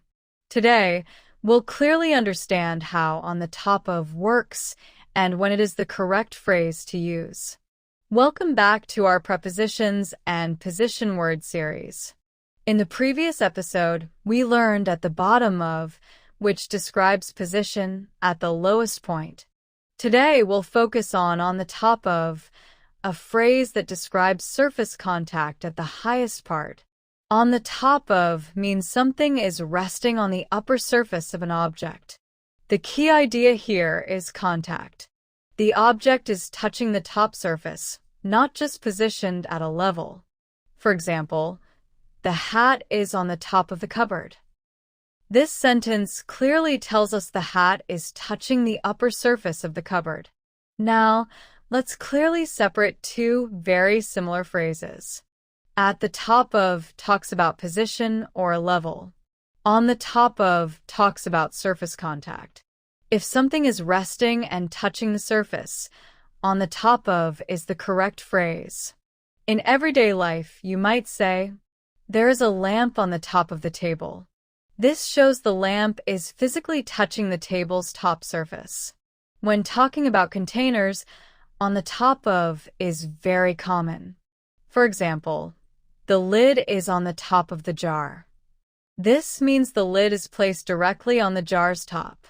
A common mistake is using at the top of when there is surface contact. If an object is touching the top surface, on the top of is the correct choice. For instance, the trophy is on the top of the podium. This sentence clearly shows the trophy resting and touching the podium's top surface. Here's an easy way to remember it. Think of on the top of as on plus surface. If something is touching the upper surface, this phrase fits perfectly. Now that the meaning is clear, let's move into real usage. We'll go through 10 sentence examples step by step and notice how surface contact is present in every case. Let's start with a simple physical example. The cat is sitting on the top of the wall. Here, the cat is touching the top surface of the wall. Now, let's look at a household example. The books are kept on the top of the shelf. This shows direct contact with the shelf's top surface. Let's move to another everyday situation. The box is on the top of the fridge. The phrase works because the box is resting on the fridge. Now consider an indoor example. The plate is on the top of the cupboard. Again, surface contact makes on the top of correct. Let's look at storage situations. The suitcase is on the top of the wardrobe. This clearly shows the suitcase resting on the upper surface. Now think about a very common scene. The cake is on the top of the table. The cake is touching the table, which is why this phrase fits. Let's move to a smaller object example. The phone is on the top of the notebook. Once again, surface contact is the key idea. Now consider an outdoor example. There is snow on the top of the car. The snow is touching and covering the top surface. Let's look at attachment. The sticker is on the top of the box. This sentence clearly shows contact with the top surface. Finally, here's another clear example. The bird is on the top of the fence. The bird is resting directly on the fence's upper surface. Let's recap.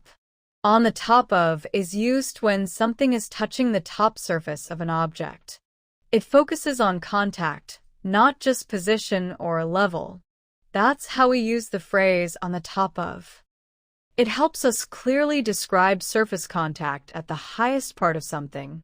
In the next episode, we'll learn on the bottom of, which works in a similar way but describes the lower surface.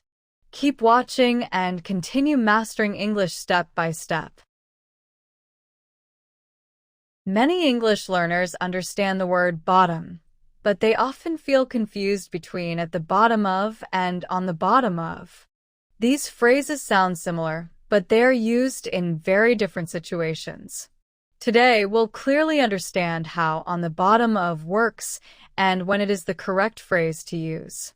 Welcome back to our Prepositions and Position Words series. In the previous episode, we learned on the top of, which describes contact with the upper surface. Today, we'll focus on the bottom of, a phrase that describes contact with the lower surface of something. On the bottom of means something is touching the underside or lower surface of an object. The key idea here is contact underneath, not just being low or near the ground. For example, there is a price tag on the bottom of the shoe. This sentence clearly tells us the tag is attached to and touching the shoe's underside. Now, let's clearly compare two similar phrases. At the bottom of describes position at the lowest point. On the bottom of describes surface contact underneath. Understanding this difference helps you avoid very common mistakes. In everyday objects, you might say, the vents are on the bottom of the laptop. This shows the vents are part of and touching the lower surface. When talking about containers, on the bottom of is very natural. For example, there is tape on the bottom of the box. This means the tape is attached underneath the box. A common mistake is using at the bottom of when something is attached below. If there is physical contact with the lower surface, on the bottom of is the correct phrase. For instance, there is dust on the bottom of the table. This shows the dust is touching and stuck to the underside, not just located somewhere low. Here's an easy way to remember it. Think of on the bottom of as on plus underside. If something is touching the lower surface, this phrase fits perfectly. Now that the meaning is clear, let's move into real-life usage. We'll go through 10 sentence examples one by one and notice how contact underneath is present in every case. Let's start with a very common daily example. There is mud on the bottom of my shoes. Here, the mud is touching the underside of the shoes. Now, let's look at another everyday object. The barcode is on the bottom of the book. This clearly shows the sticker is attached underneath. Let's move to packaging details. The date is printed on the bottom of the bottle. This refers to the lower surface, not just a low position. Now consider furniture. There are scratches on the bottom of the chair. The scratches are directly on the underside of the chair. Let's look at kitchen items. The brand name is on the bottom of the pan. This clearly refers to the pan's lower surface. Now here's another very common situation. Someone stuck gum on the bottom of the table. The gum is attached to the underside, which makes the phrase correct. Let's move to travel items. The wheels are on the bottom of the suitcase. The wheels are physically fixed to the lower surface. Now consider electronic devices. The speaker holes are on the bottom of the phone. This clearly describes their position on the underside. Let's look at a household detail. There is dust on the bottom of the drawer. Again, the dust is touching the lower surface. Finally, here's one last clear example. The logo is on the bottom of the bowl. This shows direct contact with the bowl's underside. Let's recap. On the bottom of is used when something is touching the lower surface of an object. It focuses on contact underneath, not just position at a low level. That's how we use the phrase on the bottom of. It helps us describe contact with the underside clearly and naturally. In the next episode, we'll learn on the edge of, which focuses on position along a boundary. Keep watching and continue mastering English step by step. Many English learners understand the word edge, but often feel unsure when using the phrase on the edge of. Does it mean fully on something or just near it? Today, we'll clearly understand how on the edge of works and what kind of position it describes. Welcome back to our Prepositions and Position word series. In the previous episode, we learned on the bottom of, which focuses on contact underneath. Today, we'll learn on the edge of, a phrase used to describe position along a boundary or border. On the edge of means positioned at the boundary or limit of something. It shows that the object is neither fully inside nor completely outside, but placed right at the border. This phrase often suggests risk, instability, or closeness to change. For example, the glass is on the edge of the table. This tells us the glass is near the boundary and could easily fall. Now, let's compare two similar phrases. On the top of describes surface contact anywhere on the top. On the edge of specifically highlights the boundary area. So when the position feels risky or unstable, on the edge of is the right choice. In everyday life, you might hear, the plate is on the edge of the table. This sentence warns us that the plate is not safely placed in the center. In geography, we might say, the house is built on the edge of the cliff. This clearly shows the house is located right at the boundary of the cliff. A common mistake is using at the edge of when physical contact is meant. If something is touching the boundary surface, on the edge of is the correct phrase. Now, let's talk about figurative use. On the edge of is very common in emotional and situational English. It often describes being very close to a change, reaction, or outcome. Here's an easy way to remember it. Think of the edge as a borderline. If something is placed right along that line, we use on the edge of. Now that the meaning is clear, let's move into real-life usage. We'll go through 10 sentence examples, step by step, and you'll see how this phrase works naturally. Let's start with a very clear physical example. The cup is on the edge of the table. The cup is touching the boundary and could fall easily. Now, let's look at a familiar indoor situation. The child is sitting on the edge of the bed. Here, the position is clearly at the boundary of the bed. Let's move to a small object example. The coin is balanced on the edge of the shelf. This emphasizes instability and precise placement. Now, consider a very common scene. He stood on the edge of the pool. This shows he is at the boundary, not inside the pool yet. Let's look at a geographical example. The village lies on the edge of the forest. This means the village is positioned at the forest boundary. Now notice this everyday body posture. She sat on the edge of the chair. This often suggests tension, readiness, or discomfort. Let's move back to household objects. The phone was left on the edge of the desk. Again, the phrase highlights risk and boundary placement. Now imagine an outdoor scene. The boat rested on the edge of the river. This shows the boat is positioned where water meets land. Now, let's move to figurative meaning.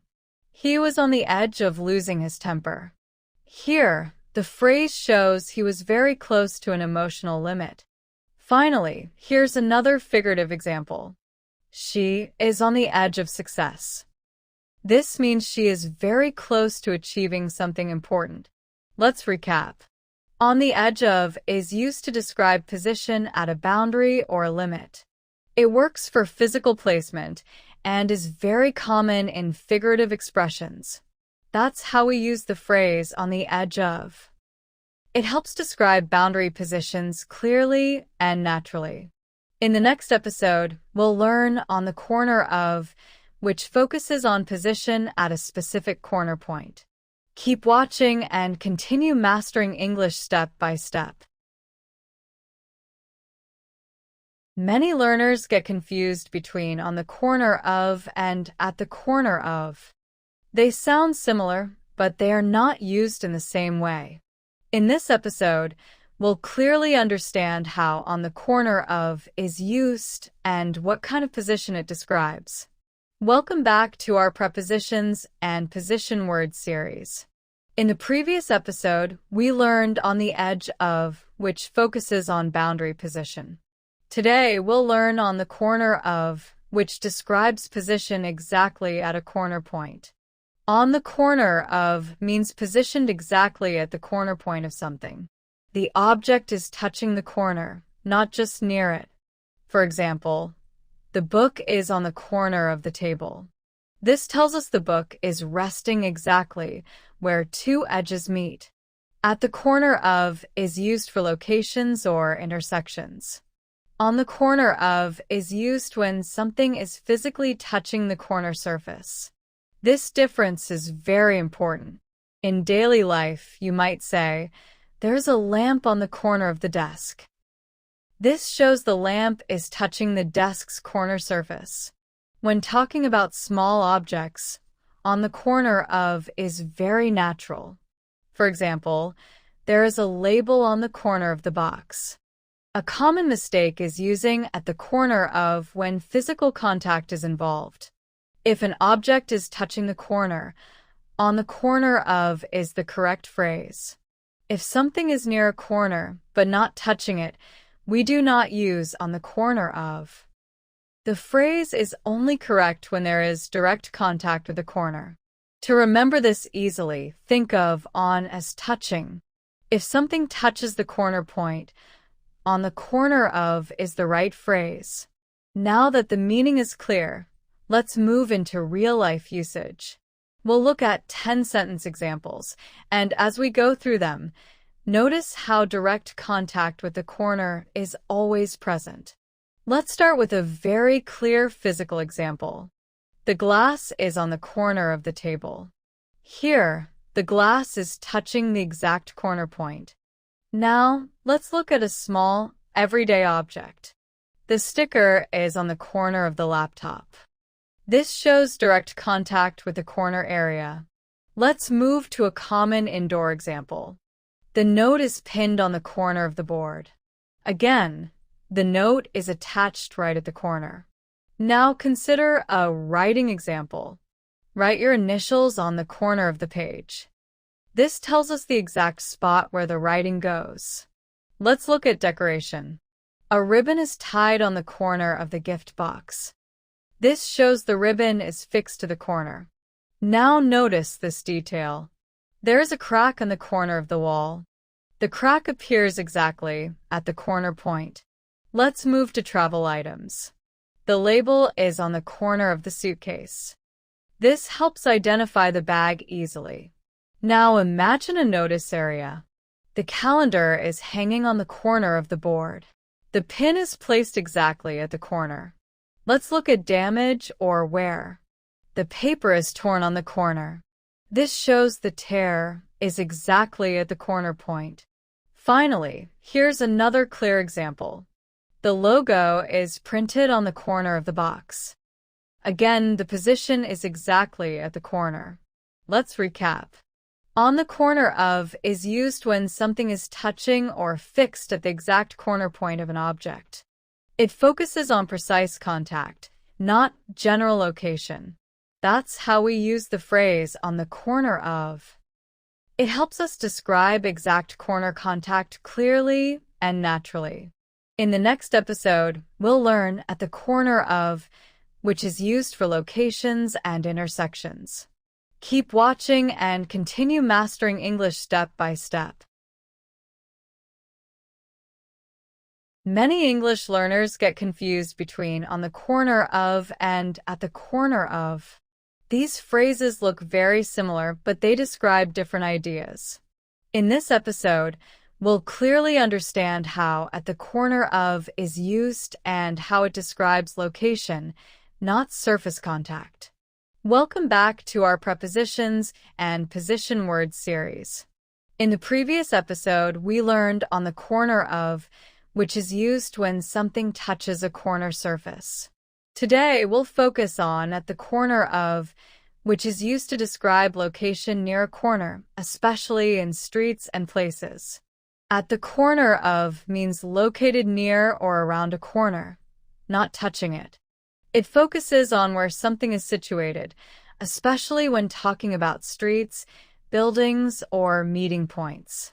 For example, the grocery store is at the corner of Pine Street and Main Road. This tells us the store is located near the intersection, not physically attached to a corner surface. At the corner of describes location or area.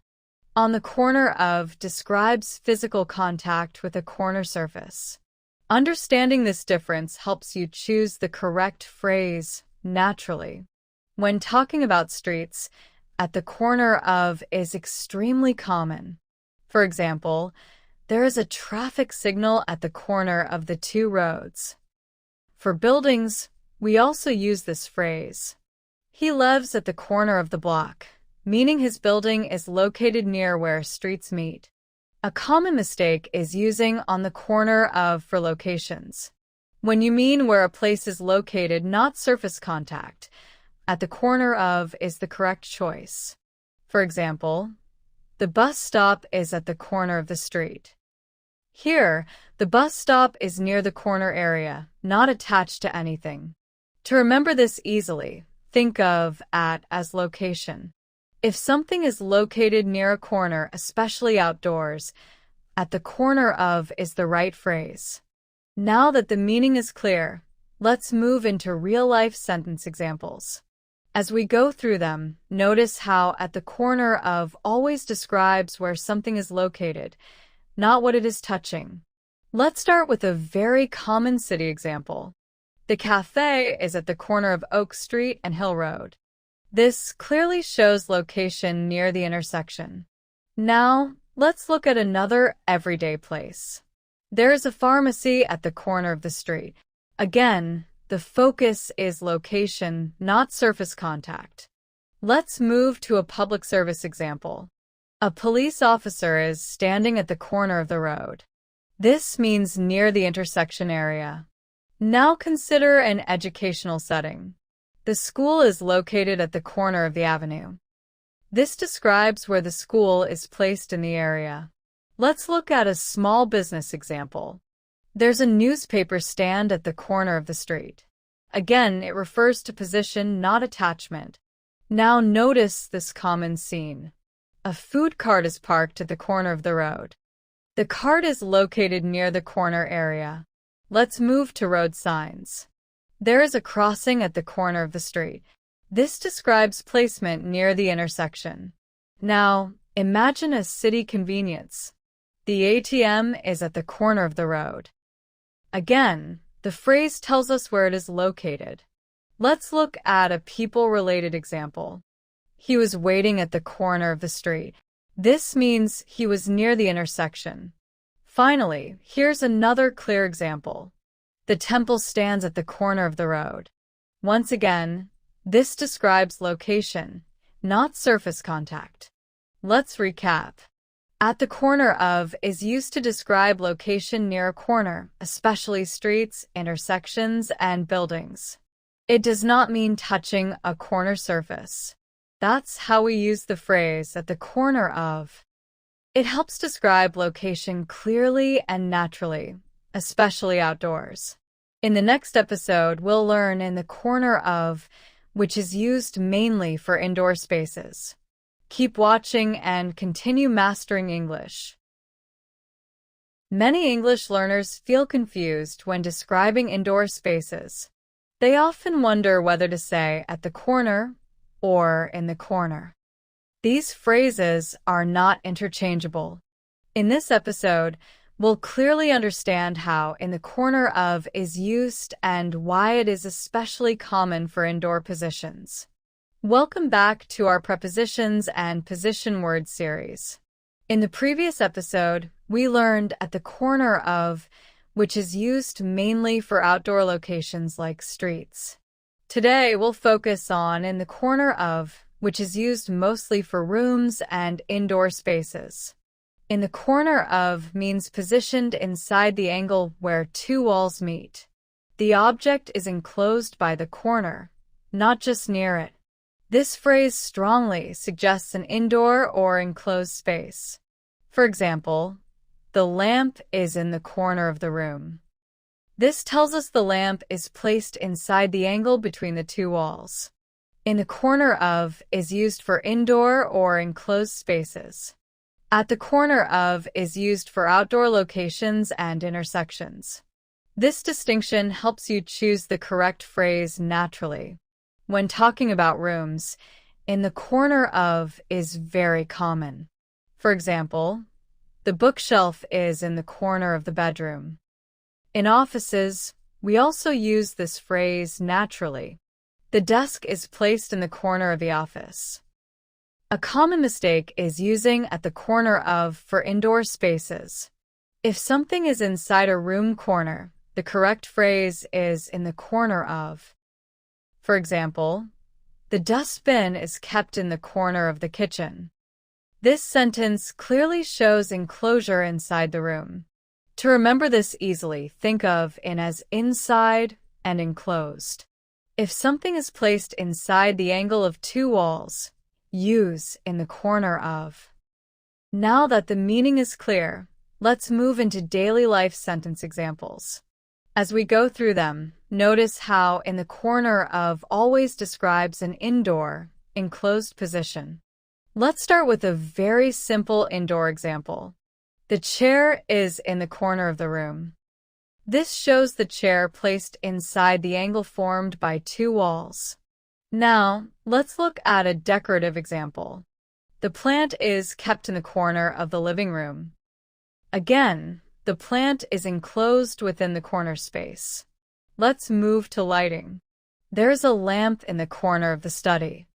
This describes a very common indoor arrangement. Now consider this example. The TV is placed in the corner of the room. The phrase helps us imagine limited space usage. Let's look at a classroom example. The child stood in the corner of the classroom. Here, in the corner of clearly shows position inside the room. Now notice a storage situation. The broom is kept in the corner of the kitchen.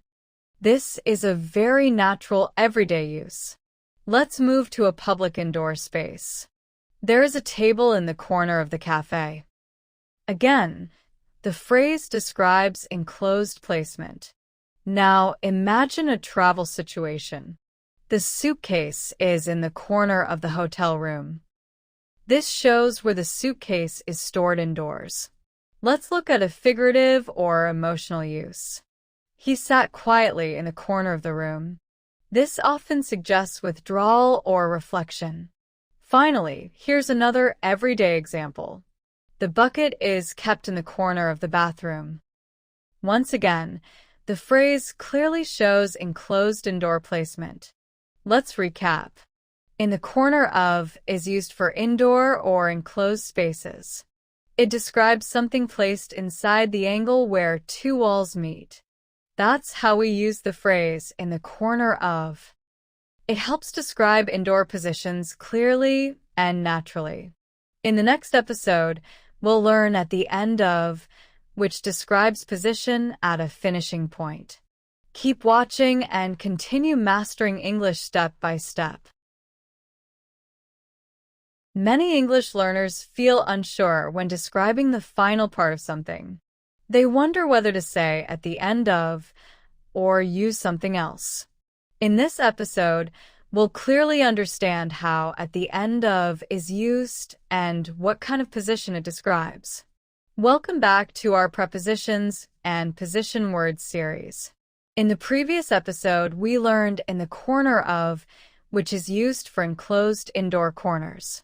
Today, we'll learn at the end of, a phrase used to describe position at the finishing point of something. At the end of means positioned at the final point of something. This could be the last part of a road, line, path, object, or even an abstract thing like a process or event. For example, she is standing at the end of the stairs. This tells us she is positioned at the final step, not somewhere in the middle. At the end of describes position or place. In the end describes final result or conclusion. Understanding this difference helps avoid a very common mistake. In daily life, we often say, "He is standing at the end of the line."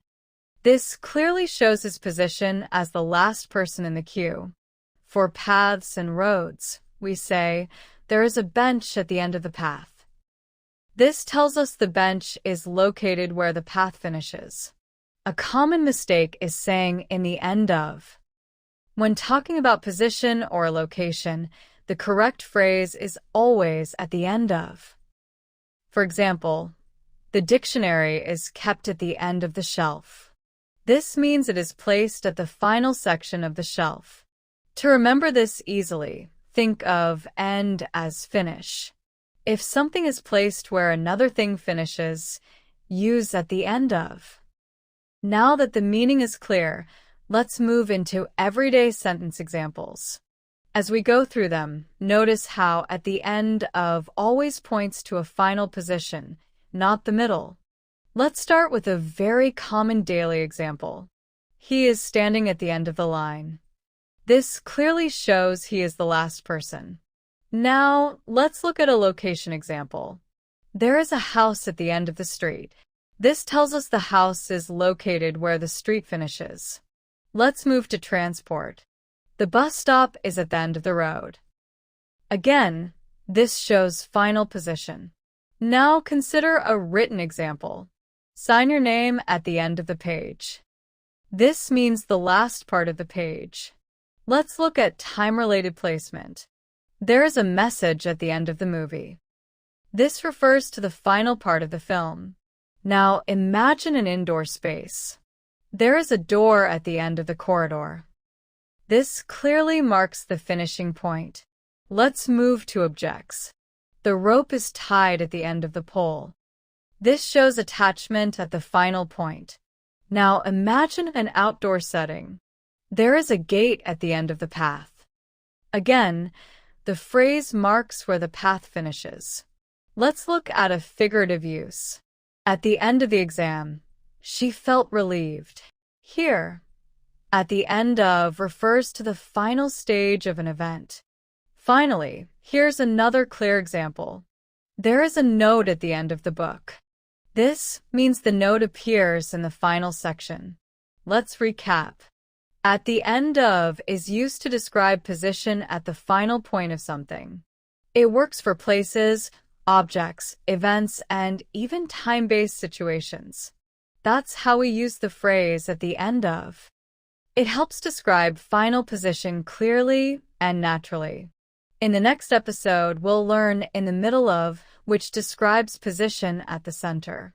Keep watching and continue mastering English step by step. Many learners understand the word "middle," but they are often unsure how to use the phrase "in the middle of." Does it mean exactly centered or just somewhere between? In this episode, we'll clearly understand how "in the middle of" is used in everyday English. Welcome back to our Prepositions and Position Words series. In the previous episode, we learned "at the end of," which describes a final point. Today, we'll learn "in the middle of," which describes position between two sides or parts. "In the middle of" means position between two ends. It does not focus on edges or boundaries. It focuses on the space that lies between them. For example, she is sitting in the middle of the bench. This tells us she is seated between the two ends, not at either side. At the center of often means the exact central point. In the middle of is more flexible and more common in daily conversation. It simply shows that something is between two sides. When talking about rooms, we say, "The table is placed in the middle of the room." This shows the table is not near the walls, but between them. We also use this phrase for groups. He stood in the middle of the crowd, meaning he was surrounded by people on all sides. A common mistake is using "on the middle of." The correct and natural phrase is always "in the middle of." For example, The bus stopped in the middle of the road. This means the bus stopped between the two ends of the road. To remember this easily, think of the middle as the space between. If something is neither at the beginning nor at the end, use in the middle of. Now that the meaning is clear, let's move into daily life sentence examples.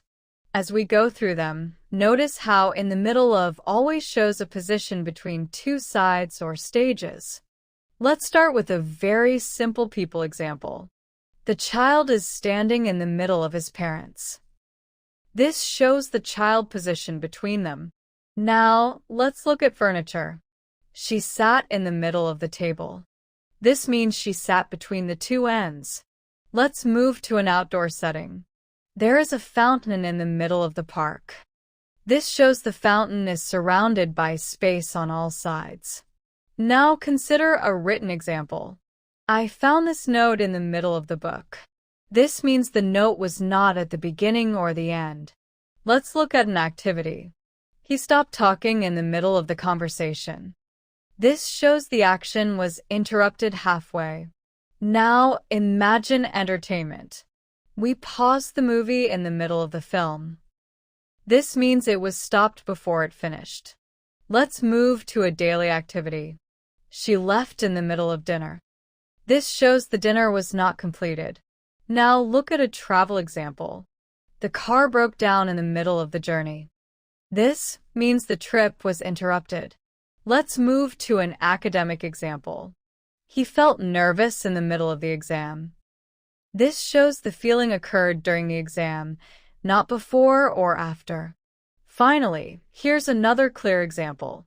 It started raining in the middle of the match. This shows the rain began during the event. Let's recap.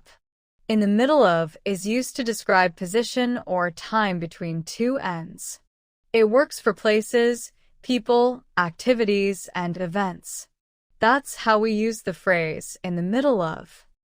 It helps describe something that is neither at the beginning nor at the end. In the next episode, we'll learn in the center of, which focuses on exact central position. Keep watching and continue mastering English step by step.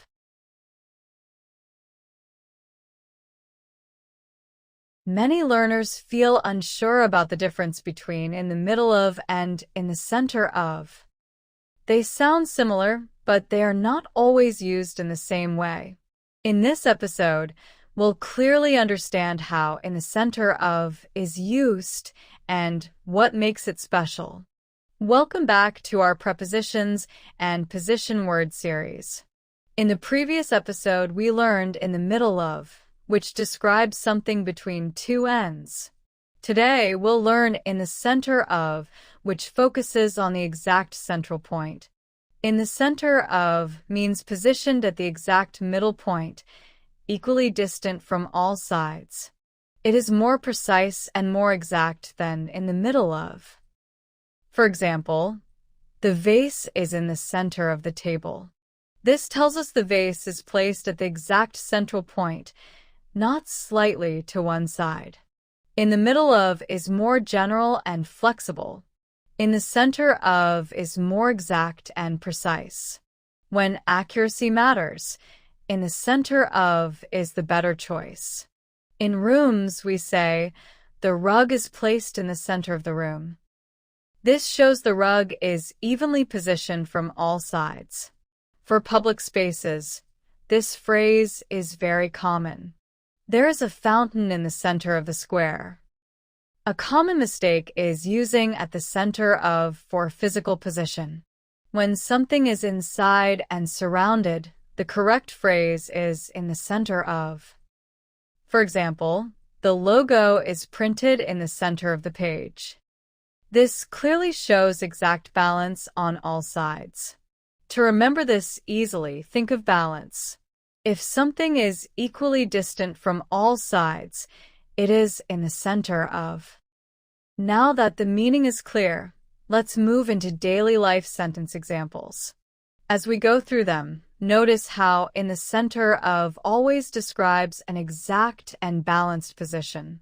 Let's start with a very clear example. The bowl is placed in the center of the table. This shows exact positioning. Now, let's look at a people example. The teacher stood in the center of the room. This shows equal distance from all sides. Let's move to directions. There is a statue in the center of the park. This helps people find it easily. Now consider writing and design. The title is written in the center of the poster. This creates visual balance. Let's look at celebrations. The candle is placed in the center of the cake. This shows careful placement. Now look at a technical example. There is a dot in the center of the circle. This is a very precise use. Let's move to photography. He is standing in the center of the photo. This shows importance or focus. Now imagine interior design. The rug lies in the center of the living room. Again, exact balance is shown. Let's look at accuracy. The arrow hit the center of the target. This is a perfect central hit. Finally, here's another clear example. The market is located in the center of the town. This shows central location. Let's recap. In the center of is used for exact, balanced positions. It is more precise than in the middle of and is often used when accuracy matters. That's how we use the phrase in the center of. It helps describe exact central position clearly and naturally. In the next episode, we'll move into directional place prepositions and learn along. Keep watching and continue mastering English step by step.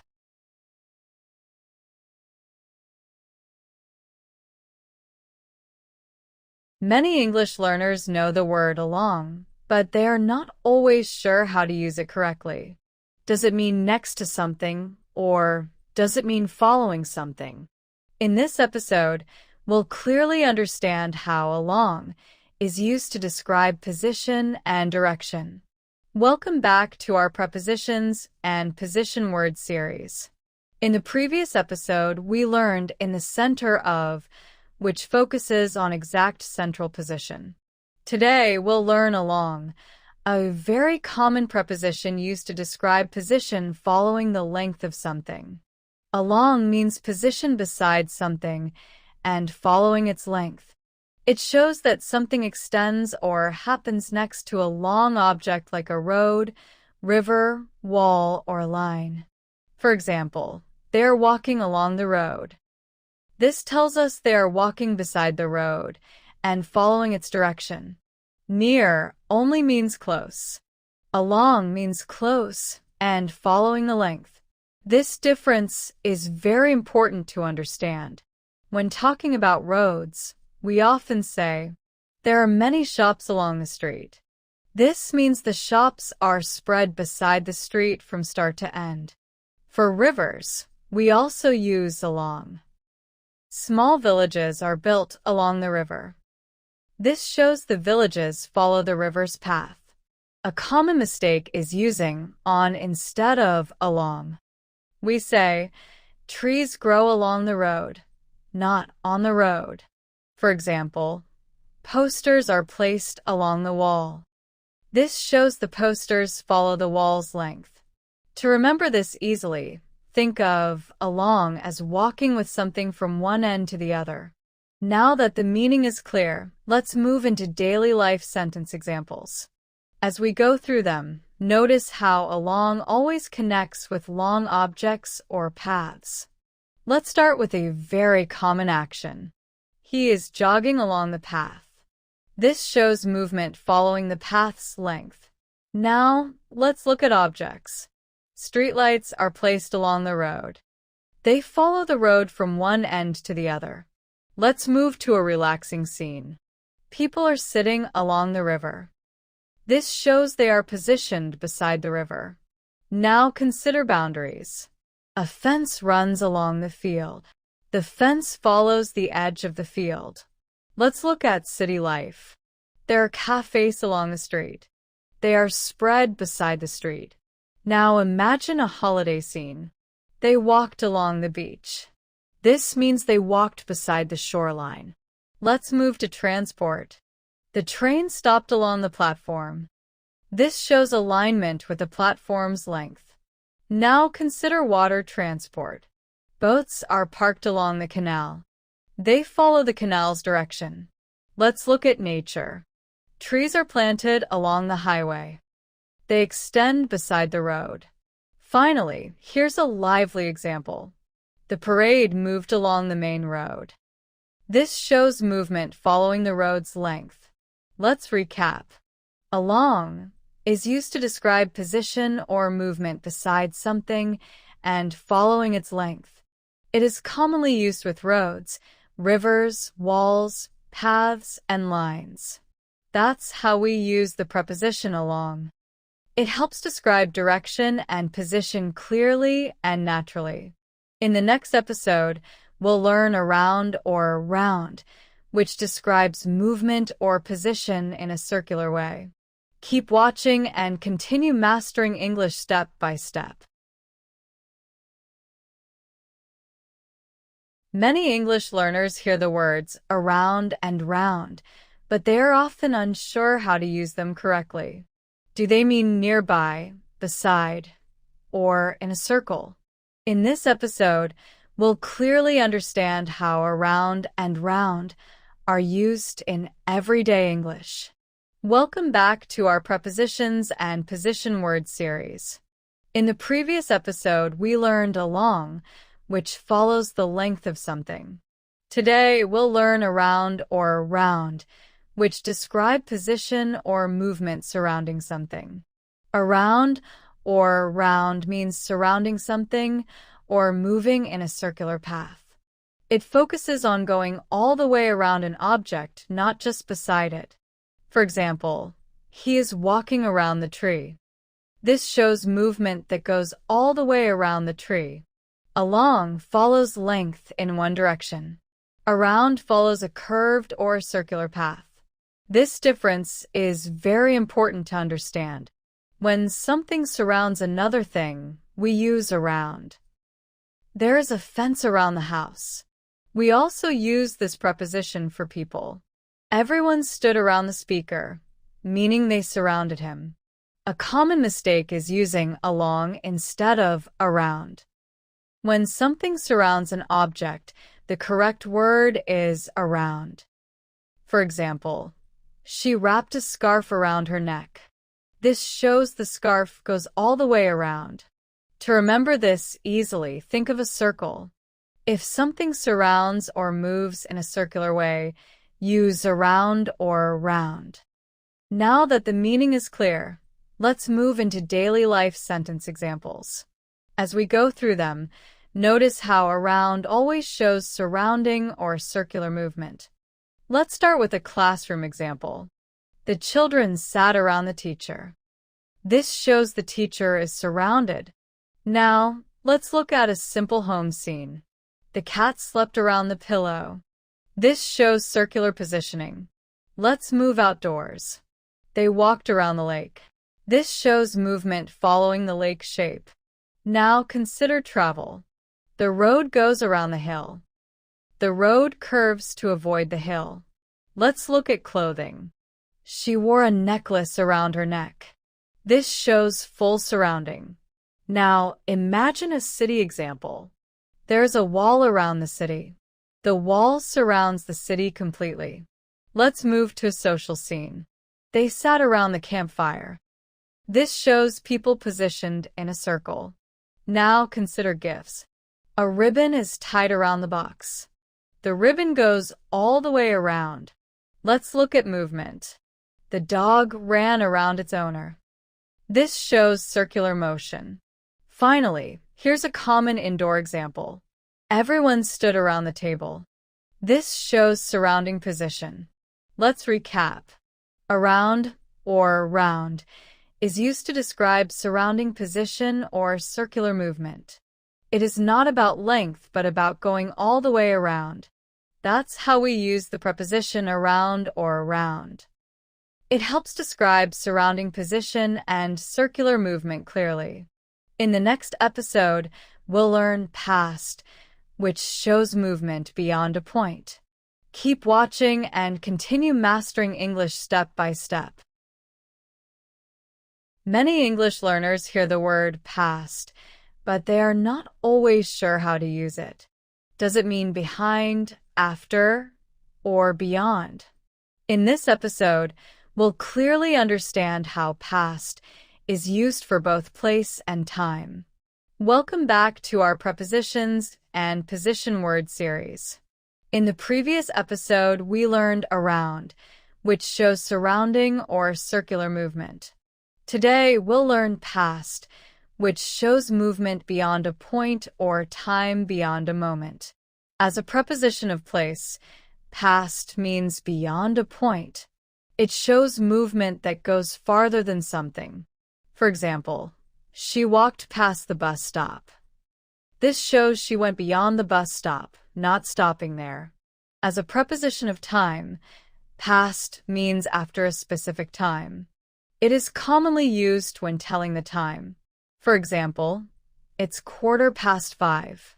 This means it is 15 minutes after 5 o'clock. Past is used mainly for physical movement and clock time. After is more general and used mainly for time and events. A common mistake is using after instead of past for movement. We say, she walked past the park, not after the park. For example, the car drove past the signal. This shows the car moved beyond the signal. To remember this easily, think of moving beyond something. If you go farther than a place or time, you use past. Now that the meaning is clear, let's move into daily life sentence examples. Notice how past always shows going beyond a place or a moment in time. Let's start with a simple walking example. He walked past the school. This shows movement beyond the school.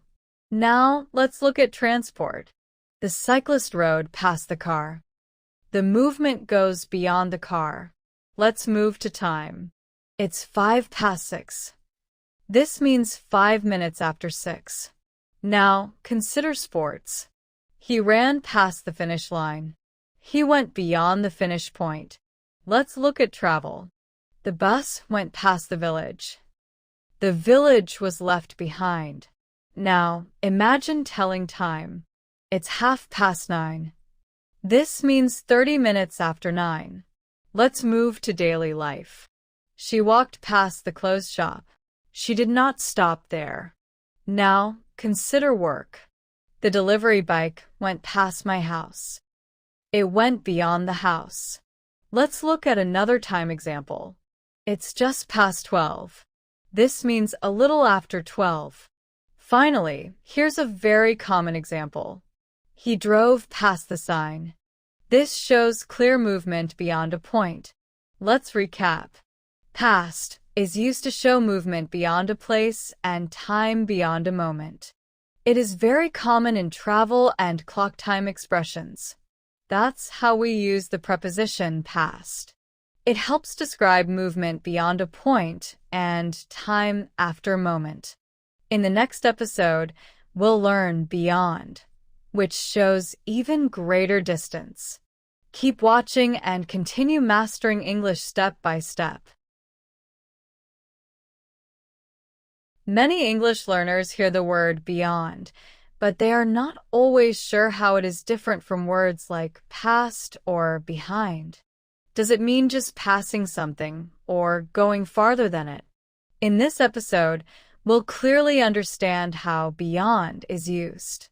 Welcome back to our Prepositions and Position word series. In the previous episode, we learned past, which shows movement beyond a point. Today, we'll learn beyond, which focuses on position or distance farther than a visible or known limit. Beyond means farther than a point, limit, or boundary. It focuses on what lies on the other side, often at a greater distance. For example, the mountains lie beyond the city. This means the mountains are farther than the city. Past focuses on movement beyond a point. Beyond focuses on position or distance farther than a limit. They are related but not the same. When talking about distance, we often use beyond. The village lies beyond the bridge. We also use beyond when something cannot be seen. The road beyond this point is not visible. A common mistake is using past instead of beyond for position. We say, the forest is beyond the river when talking about location. For example, do not go beyond this point. This shows a clear limit that should not be crossed. To remember this easily, think of limits. If something is farther than a boundary or end point, use beyond. Now that the meaning is clear, let's move into daily life sentence examples. Notice how beyond always shows distance or position farther than a limit. Let's start with a clear distance example. The village is beyond the river. This shows the village is farther than the river. Now, let's look at nature. The hills are beyond the trees. They lie farther away. Let's move to safety signs. Beyond this point, entry is restricted. This shows a clear boundary. Now consider housing. The house is beyond the forest. The forest comes first. Let's look at travel. There is nothing beyond the bridge. This shows the bridge is the limit. Now, imagine distance you cannot measure. The land stretches beyond the horizon. It goes farther than we can see. Let's move to daily places. The school is beyond the playground. The playground comes before it. Now consider the sky. The stars are beyond the clouds. They are much farther away. Let's look at rules. Visitors are not allowed beyond this line. This shows a strict limit.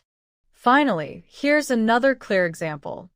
The mountains rise beyond the city. They are far behind it.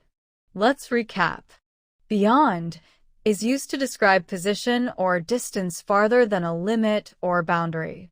It focuses on what lies on the other side. That's how we use the preposition beyond. It helps describe distance and limits clearly. In the next episode, we'll learn opposite to, which shows facing position. Keep watching and continue mastering English step by step. Many English learners hear the phrase opposite to, but they are not always sure what it really means. Does it mean across the road, facing something, or just near it? In this episode, we'll clearly understand how opposite to is used to describe position. Welcome back to our Prepositions and Position Words series. In the previous episode, we learned beyond, which shows distance past a limit. Today, we'll learn opposite to, which describes two things facing each other. Opposite to means facing something from the other side. It shows that two objects are directly across from each other. For example, the cafe is opposite to the bus stop. This shows the cafe faces the bus stop across the road. Opposite to focuses on facing position. Across from focuses on being on the other side. Often, both are possible, but opposite to clearly shows facing. When talking about buildings, we often use opposite to. The library is opposite to the school. We also use it for shops and public places. The bank is opposite to the grocery store. A common mistake is saying opposite of. The correct and natural phrase for place is opposite to. For example, my house is opposite to yours. This shows the houses face each other directly. To remember this easily, think of two people standing face to face. If they face each other, they are opposite to each other. Now that the meaning is clear, let's move into daily life sentence examples.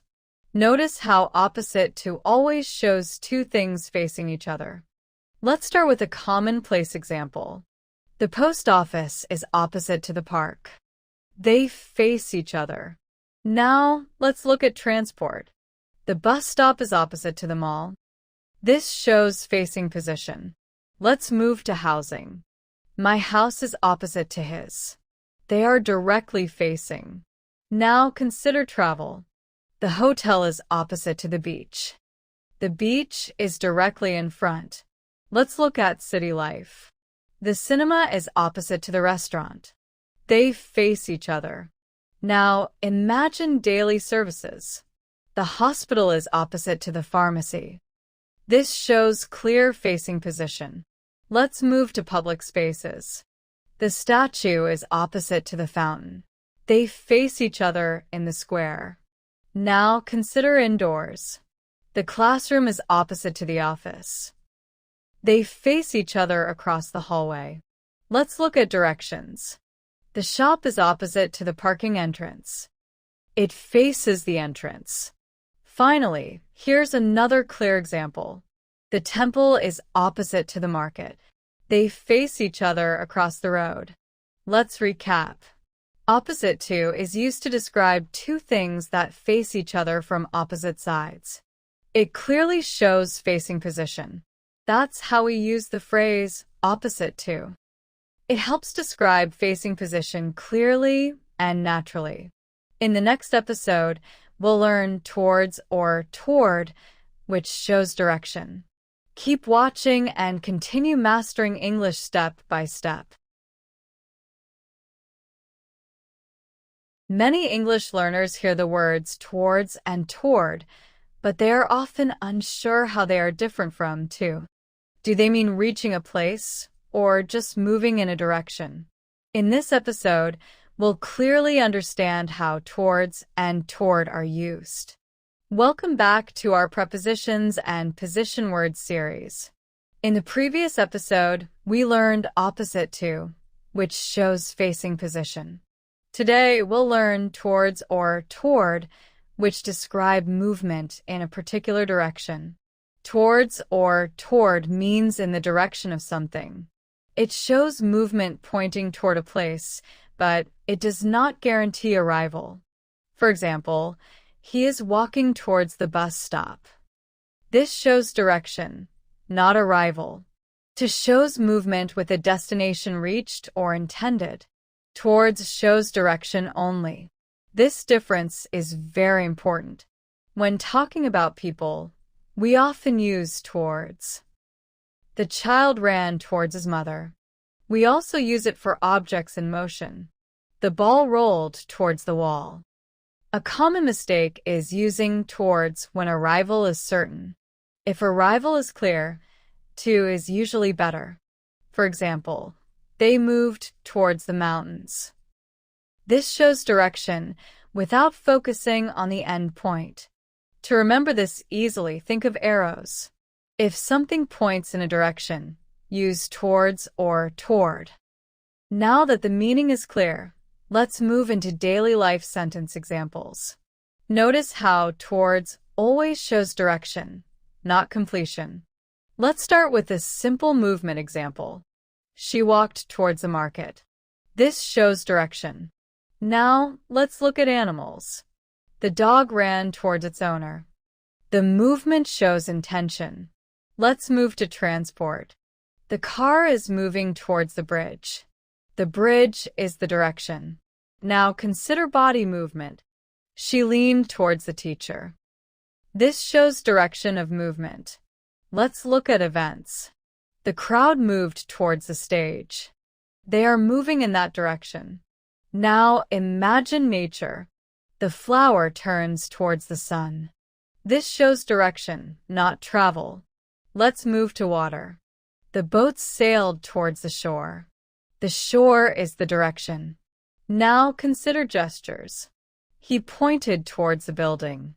This shows direction clearly. Let's look at air travel. The plane is flying towards the airport.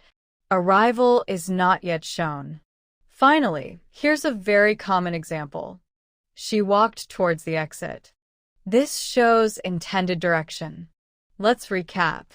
Towards or toward is used to describe movement in a direction. It does not promise that the destination is reached. That's how we use towards or toward. It helps describe direction clearly and naturally. In the next episode, we'll learn amid or amidst, which are more formal and show surrounding position. Keep watching and continue mastering English step by step. Many English learners see the words amid or amidst, but they are often unsure how to use them correctly. Are they the same as among? Or do they sound more formal? In this episode, we'll clearly understand what amid and amidst mean and when they are used. Welcome back to our Prepositions and Position Words series. In the previous episode, we learned towards, which shows direction without a rival. Today, we'll learn amid and amidst, which are formal words used to describe something surrounded by other things. Amid and amidst mean in the middle of or surrounded by many things. The focus is not on exact position, but on being surrounded on all sides. For example, he stood amid the crowd. This shows he was surrounded by people on all sides. Among is very common in everyday English. Amid and amidst are more formal and often used in writing, news, or serious speech. The meaning is similar, but the style is different. We often use amid for situations. She remained calm amid the chaos. This shows calmness surrounded by disorder. We also use it for surroundings in nature. The house stood amid tall trees. This shows the house was surrounded by trees. A common mistake is adding of after amid. We say amid the crowd, not amid of the crowd. For example, a candle burned amid the darkness. This shows light surrounded by darkness. To remember this easily, think of being surrounded. If something is in the middle of many things, especially in formal English, use amid or amidst. Now that the meaning is clear, let's move into daily life sentence examples. As we go through them, notice how amid and amidst always show surrounding conditions or environments. Let's start with the people example. He spoke amid the crowd. This shows he was surrounded by listeners. Now, let's look at place. The village lies amid the mountains. The mountains surround the village. Let's move to situations. She studied amid the noise. This shows difficulty around her. Now consider nature. A flower bloomed amid the rocks. It is surrounded by stones. Let's look at serious situations. They worked amid heavy smoke. This shows surrounding danger. Now imagine emotions. He smiled amid sadness. The feeling exists around him. Let's move to travel. The ship sailed amid rough waves. The waves surround it. Now, consider social moments. The child laughed amid friends. This shows friendly surroundings. Let's look at abstract use. The decision was made amid confusion. This shows surrounding uncertainty. Finally, here's a strong example. The flag stood amid the ruins. This shows contrast and surrounding damage. Let's recap. Amid and amidst are formal prepositions used to show that something is surrounded by people, objects, or situations. They are common in writing and serious speech. That's how we use amid and amidst. They help express surrounding conditions clearly and formally. In the next episode, we'll learn upon, a literary preposition often used instead of on. Keep watching and continue mastering English step by step. Many English learners already know the word on, but when they see the word upon, they feel confused. Is it just another word for on, or does it have a special meaning? In this episode, we'll clearly understand how upon is used and why it sounds more formal or literary than on. Welcome back to our Prepositions and Position Words series. In the previous episode, we learned amid and amidst, which describe being surrounded. Today, we'll learn upon, a literary preposition of place that often replaces on informal or descriptive English. Upon means resting on the surface of something. Just like on, it shows direct contact with the surface. However, upon sounds more formal and is often used in stories, writing, and formal speech. For example, the cat sat upon the wall. This means the cat was resting on the surface of the wall, with clear contact and support from it. On is very common and used in everyday conversation. Upon has the same basic meaning, but it sounds more formal, descriptive, or literary. Writers often choose upon to create a richer or more elegant tone. When describing objects in a formal way, we often use upon. The letter was placed upon the desk. This shows the letter resting directly on the desk surface. We also use upon in formal descriptions of people. The king sat upon the throne. This highlights both position and importance. A common mistake is using upon in casual speech where on sounds more natural. In daily conversation, on is usually better. Upon is best saved for formal or descriptive contexts. For example, snow lay upon the roof. This sentence describes snow resting on the roof surface in a calm, descriptive way. To remember this easily, think of stories and books. If the sentence sounds like writing or storytelling, upon is often a good choice. Now that the meaning is clear, let's move into sentence examples. As we go through them, notice how upon always shows surface contact and is used in a more formal or descriptive way. Let's start with a simple object example. The book lies upon the table. Here, upon shows that the book is resting directly on the table's surface. The sentence sounds calm and descriptive, like written English. Now, let's look at nature. The bird perched upon the branch. This shows clear surface contact, and upon adds a poetic, story-like feeling. Let's move to formal objects. The crown rested upon the cushion. This sentence uses upon to sound elegant and respectful. Now, consider people. The child sat upon the step. The step supports the child, and upon gives the sentence a gentle, descriptive tone. Let's look at natural detail. Dew lay upon the grass. This shows tiny drops resting on the grass surface, described in a calm, literary style. Now, consider action. He placed his hand upon the table. The hand touches and rests on the table, and upon adds formality. Let's move to storytelling. The knight stood upon the platform. This sentence sounds like a scene from a story, which is why upon fits well. Now look at movement ending in rest. The leaves fell upon the ground. The focus is on where they finally rested. Let's look at formal writing. He signed his name upon the document. This sounds official and written, which suits upon. Finally, here's a poetic example. Moonlight shone upon the lake. The sentence describes light resting on the water in a soft, visual way. That's how we use upon. It helps add formality and elegance while still showing clear surface contact. In the next episode, we'll learn athwart, an old and rare preposition that describes crossing position.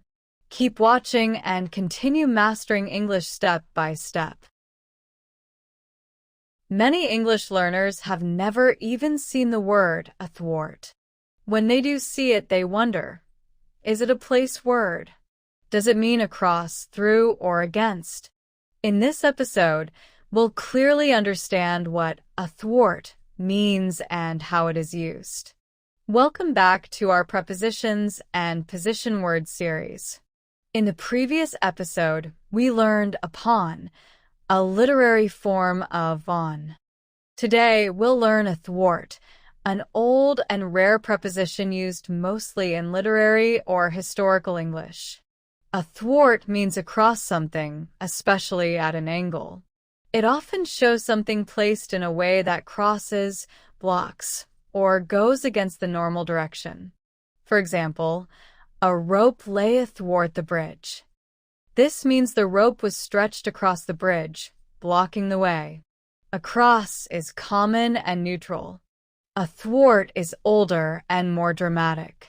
It often suggests obstruction or opposition, not just crossing. A fallen tree lay athwart the path. This shows the tree crossed the path in a way that stopped movement. We often see athwart in old writing when movement is blocked. The cart lay athwart the road, meaning the road could not be passed. A common mistake is using athwart in modern daily speech. In normal conversation, across is much more natural. Athwart is mainly literary or historical. For example, he held his sword athwart the door. This clearly shows blocking or opposing entry. To remember this easily, think of something crossing diagonally and stopping movement. If it blocks or goes against, especially in old stories, athwart fits perfectly. Now that the meaning is clear, let's move into sentence examples. As we go through them, notice how athwart always suggests crossing with resistance or obstruction. Let's start with a classic literary image. The broken mast lay athwart the deck. Here, athwart shows the mast crossing the deck in a disruptive way. Now, consider a city scene. A barricade stood athwart the street. This means the street was blocked and unusable. Let's move to historical imagery. He held a spear athwart the gate. This strongly suggests defense and opposition. Now consider indoors. The ladder lay athwart the hallway. It crosses the space and blocks movement. Let's look at nature. A log was caught athwart the stream. The water's flow is interrupted. Now imagine a story scene. The knight stood athwart the bridge. This shows deliberate blocking and challenge. Let's move to warning scenes. A chain hung athwart the doorway. Entry is clearly prevented. Now consider travel. The wagon lay athwart the road. The road cannot be passed. Let's look at obstacles. A beam fell athwart the cave entrance. It blocks access completely. Finally, a ceremonial example. A banner was hung athwart the hall. It crosses the space dramatically. Let's recap.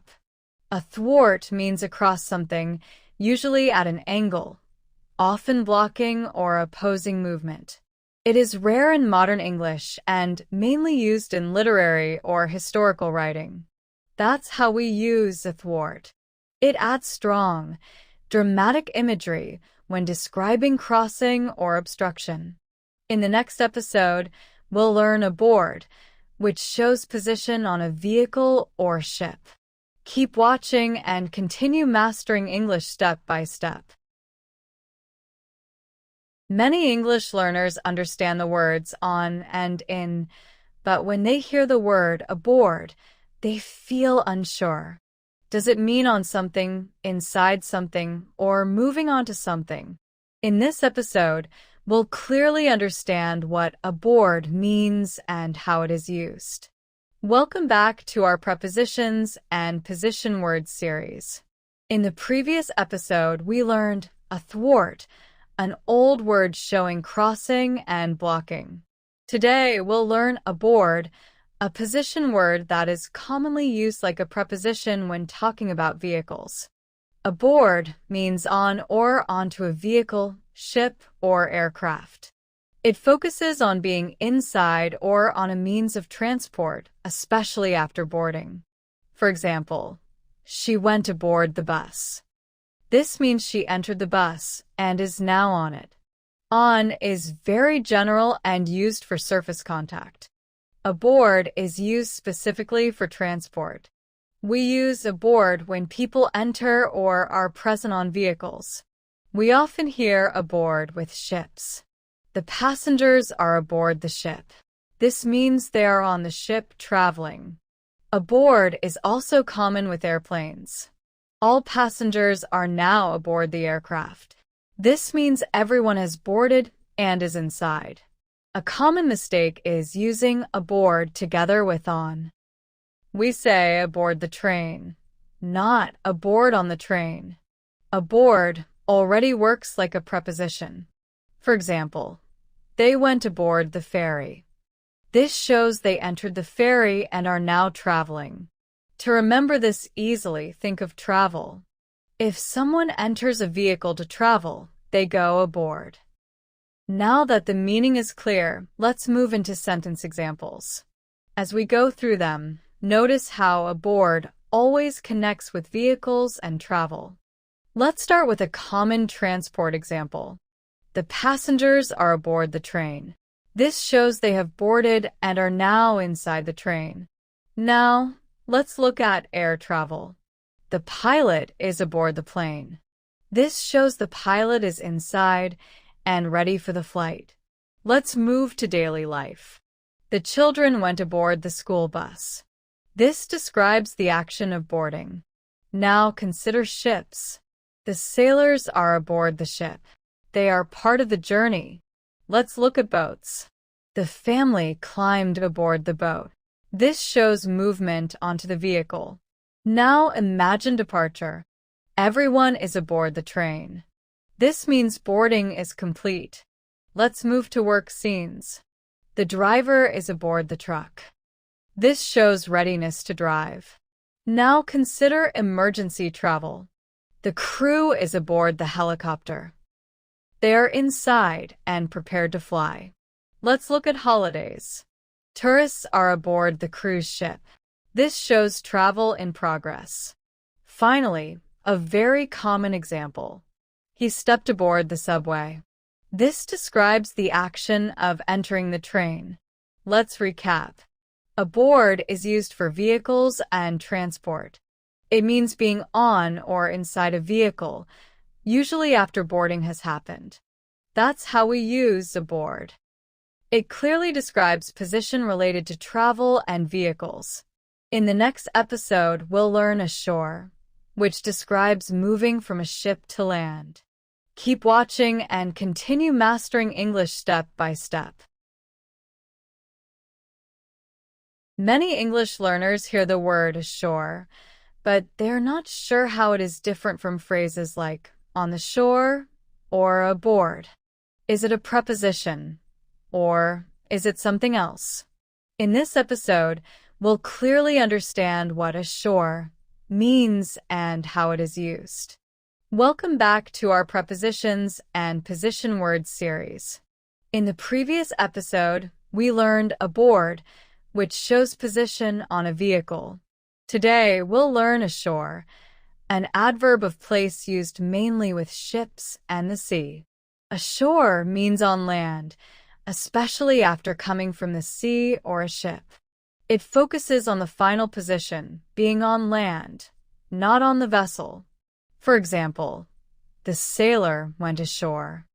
This means the sailor moved from the ship to the land. Ashore focuses on movement or position relative to the sea.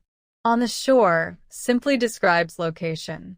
Ashore is more common in nautical and travel contexts. We often hear ashore with sailors. The sailors came ashore after the voyage. This shows the journey from sea to land is complete. Passengers also come ashore. The passengers went ashore for a short visit. They are temporarily on land. A common mistake is using ashore like a preposition. We do not say ashore the island. Ashore does not take an object because it is an adverb. For example, they swam ashore. This shows movement from water to land without mentioning an object. To remember this easily, think of leaving the sea behind. If someone ends up on land after being at sea, they're ashore. Now that the meaning is clear, let's move into sentence examples. As we go through them, notice how ashore always describes being on land after coming from the sea. Let's start with a classic example. The sailor went ashore. This shows clear movement from ship to land. Now, let's look at travel. The tourists came ashore to explore the town. They temporarily left the ship. Let's move to safety. The survivors made it ashore. This emphasizes reaching land safely. Now consider work. The fishermen brought their catch ashore. The fish are moved from sea to land. Let's look at swimming. He swam ashore. This shows movement from water to land without naming a place. Now imagine danger. They struggled but finally reached ashore. This highlights effort and relief. Let's move to rest. The crew stayed ashore overnight. They remained on land instead of the ship. Now consider cargo. The supplies were taken ashore. This shows transfer from ship to land. Let's look at rescue. The rescue team helped everyone ashore. Everyone ends up safely on land. Finally, here's a formal example. The captain went ashore to meet officials. This shows a temporary visit to land. Let's recap. Ashore is an adverb of place. It means being on land after coming from the sea, and it does not take an object. That's how we use ashore. It clearly describes position related to the sea and land. In the next episode, we'll learn aloft, which describes being high up in the air. Keep watching and continue mastering English step by step. Many English learners hear the word aloft, but they're not sure what makes it different from words like up or above. Does it describe movement or position? In this episode, we'll clearly understand what aloft means and how it is used. Welcome back to our Prepositions and Position Words series. In the previous episode, we learned ashore, which describes being on land after coming from the sea. Today, we'll learn aloft, an adverb of position used to describe something high up in the air. Aloft means high up in the air, above the ground or surroundings. It focuses on height and position, not on direction or movement. For example, the kite stayed aloft. This means the kite remained high in the air. Up often shows direction. Above shows relative position. Aloft focuses on being held or staying high in the air, often for some time. We often hear aloft with flags. The flag flew aloft. This shows the flag was raised and held high. Aloft is also used for light objects. The balloon drifted aloft. It remained high in the air. A common mistake is using aloft with an object. Aloft is an adverb, so it does not take an object. We say, the bird flew aloft, not aloft the tree. For example, smoke rose aloft. This shows the smoke moved up and stayed high. To remember this easily, think of clouds. If something is high up and floating or held in the air, it is aloft. Now that the meaning is clear, let's move into sentence examples. As we go through them, notice how aloft always describes high position in the air. Let's start with a simple outdoor example. The kite remained aloft. This shows the kite stayed high in the air without falling. Now, let's look at flags. The flag was held aloft. This means it was raised and kept high. Let's move to animals. The birds soared aloft. This shows they flew high above the ground. Now consider people. He held the torch aloft. The torch is lifted and kept high. Let's look at smoke. The smoke drifted aloft. It stayed high in the air. Now, imagine technology. The drone hovered aloft. This shows controlled height and position. Let's move to events. The banner was raised aloft. It is clearly visible because of its height. Now consider toys. The paper plane stayed aloft for a long time. This emphasizes duration in the air. Let's look at travel. The balloon floated aloft above the fields. The focus is on height, not movement direction. Finally, here's a dramatic example. The fireworks burst aloft. They explode high in the air. Let's recap. Aloft is an adverb of position. It describes something that is high in the air and does not take an object. That's how we use aloft. It clearly describes height and position in the air. In the next episode, we'll learn afar from, a literary phrase used to describe great distance. Keep watching and continue mastering English step by step.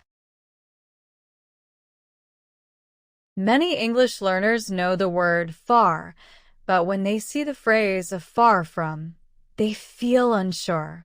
Is it just another way to say far from? Or does it sound different? In this episode, we'll clearly understand what afar from means and how it is used. Welcome back to our Prepositions and Position Words series. In the previous episode, we learned aloft, which describes height in the air. Today, we'll learn afar from, a literary phrase used to describe great distance, both physical and abstract. Afar from means at a great distance from something. It emphasizes separation and remoteness. This phrase is more poetic and formal than simply saying far from. For example, the house stood afar from the city. This means the house was very far away, with a strong sense of distance. Far from is common in everyday English. Afar from is literary and descriptive. Both mean distance, but afar from sounds more poetic. We often see afar from in writing about places. The village lay afar from the river. This highlights remoteness, not just distance. It can also describe people. He stood afar from the crowd. This shows physical separation and isolation. A common mistake is dropping the word from. We must say afar from, not just afar. Afar alone is an adverb, but afar from works as a phrase. For example, the mountains rose afar from the village. This gives a strong visual sense of distance. To remember this easily, think of old stories and poems. If the distance feels dramatic or poetic, afar from fits well. Now that the meaning is clear, let's move into sentence examples. As we go through them, notice how afar from always emphasizes strong distance or separation. Let's start with a classic setting. The castle stood afar from the town. This sentence highlights distance and isolation, often used in stories. Now, let's look at nature. The tree grew afar from the forest. This shows separation from surroundings. Let's move to people. He traveled afar from his home. This emphasizes emotional and physical distance. Now, consider travel. The ship sailed afar from land. This suggests danger and remoteness. Let's look at places. The temple lies afar from the road. The phrase adds a calm, descriptive tone. Now, consider abstract distance. He studied afar from distractions. This shows separation, not physical distance only. Let's move to environment. The camp was set afar from the city. This suggests peace and quiet. Now consider landmarks. The lighthouse stood afar from villages. This creates a strong visual image. Let's look at figurative use. His dreams were afar from reality. This shows abstract distance, not physical space. Finally, A peaceful example. The house remained afar from noise. This highlights calm and separation. Let's recap.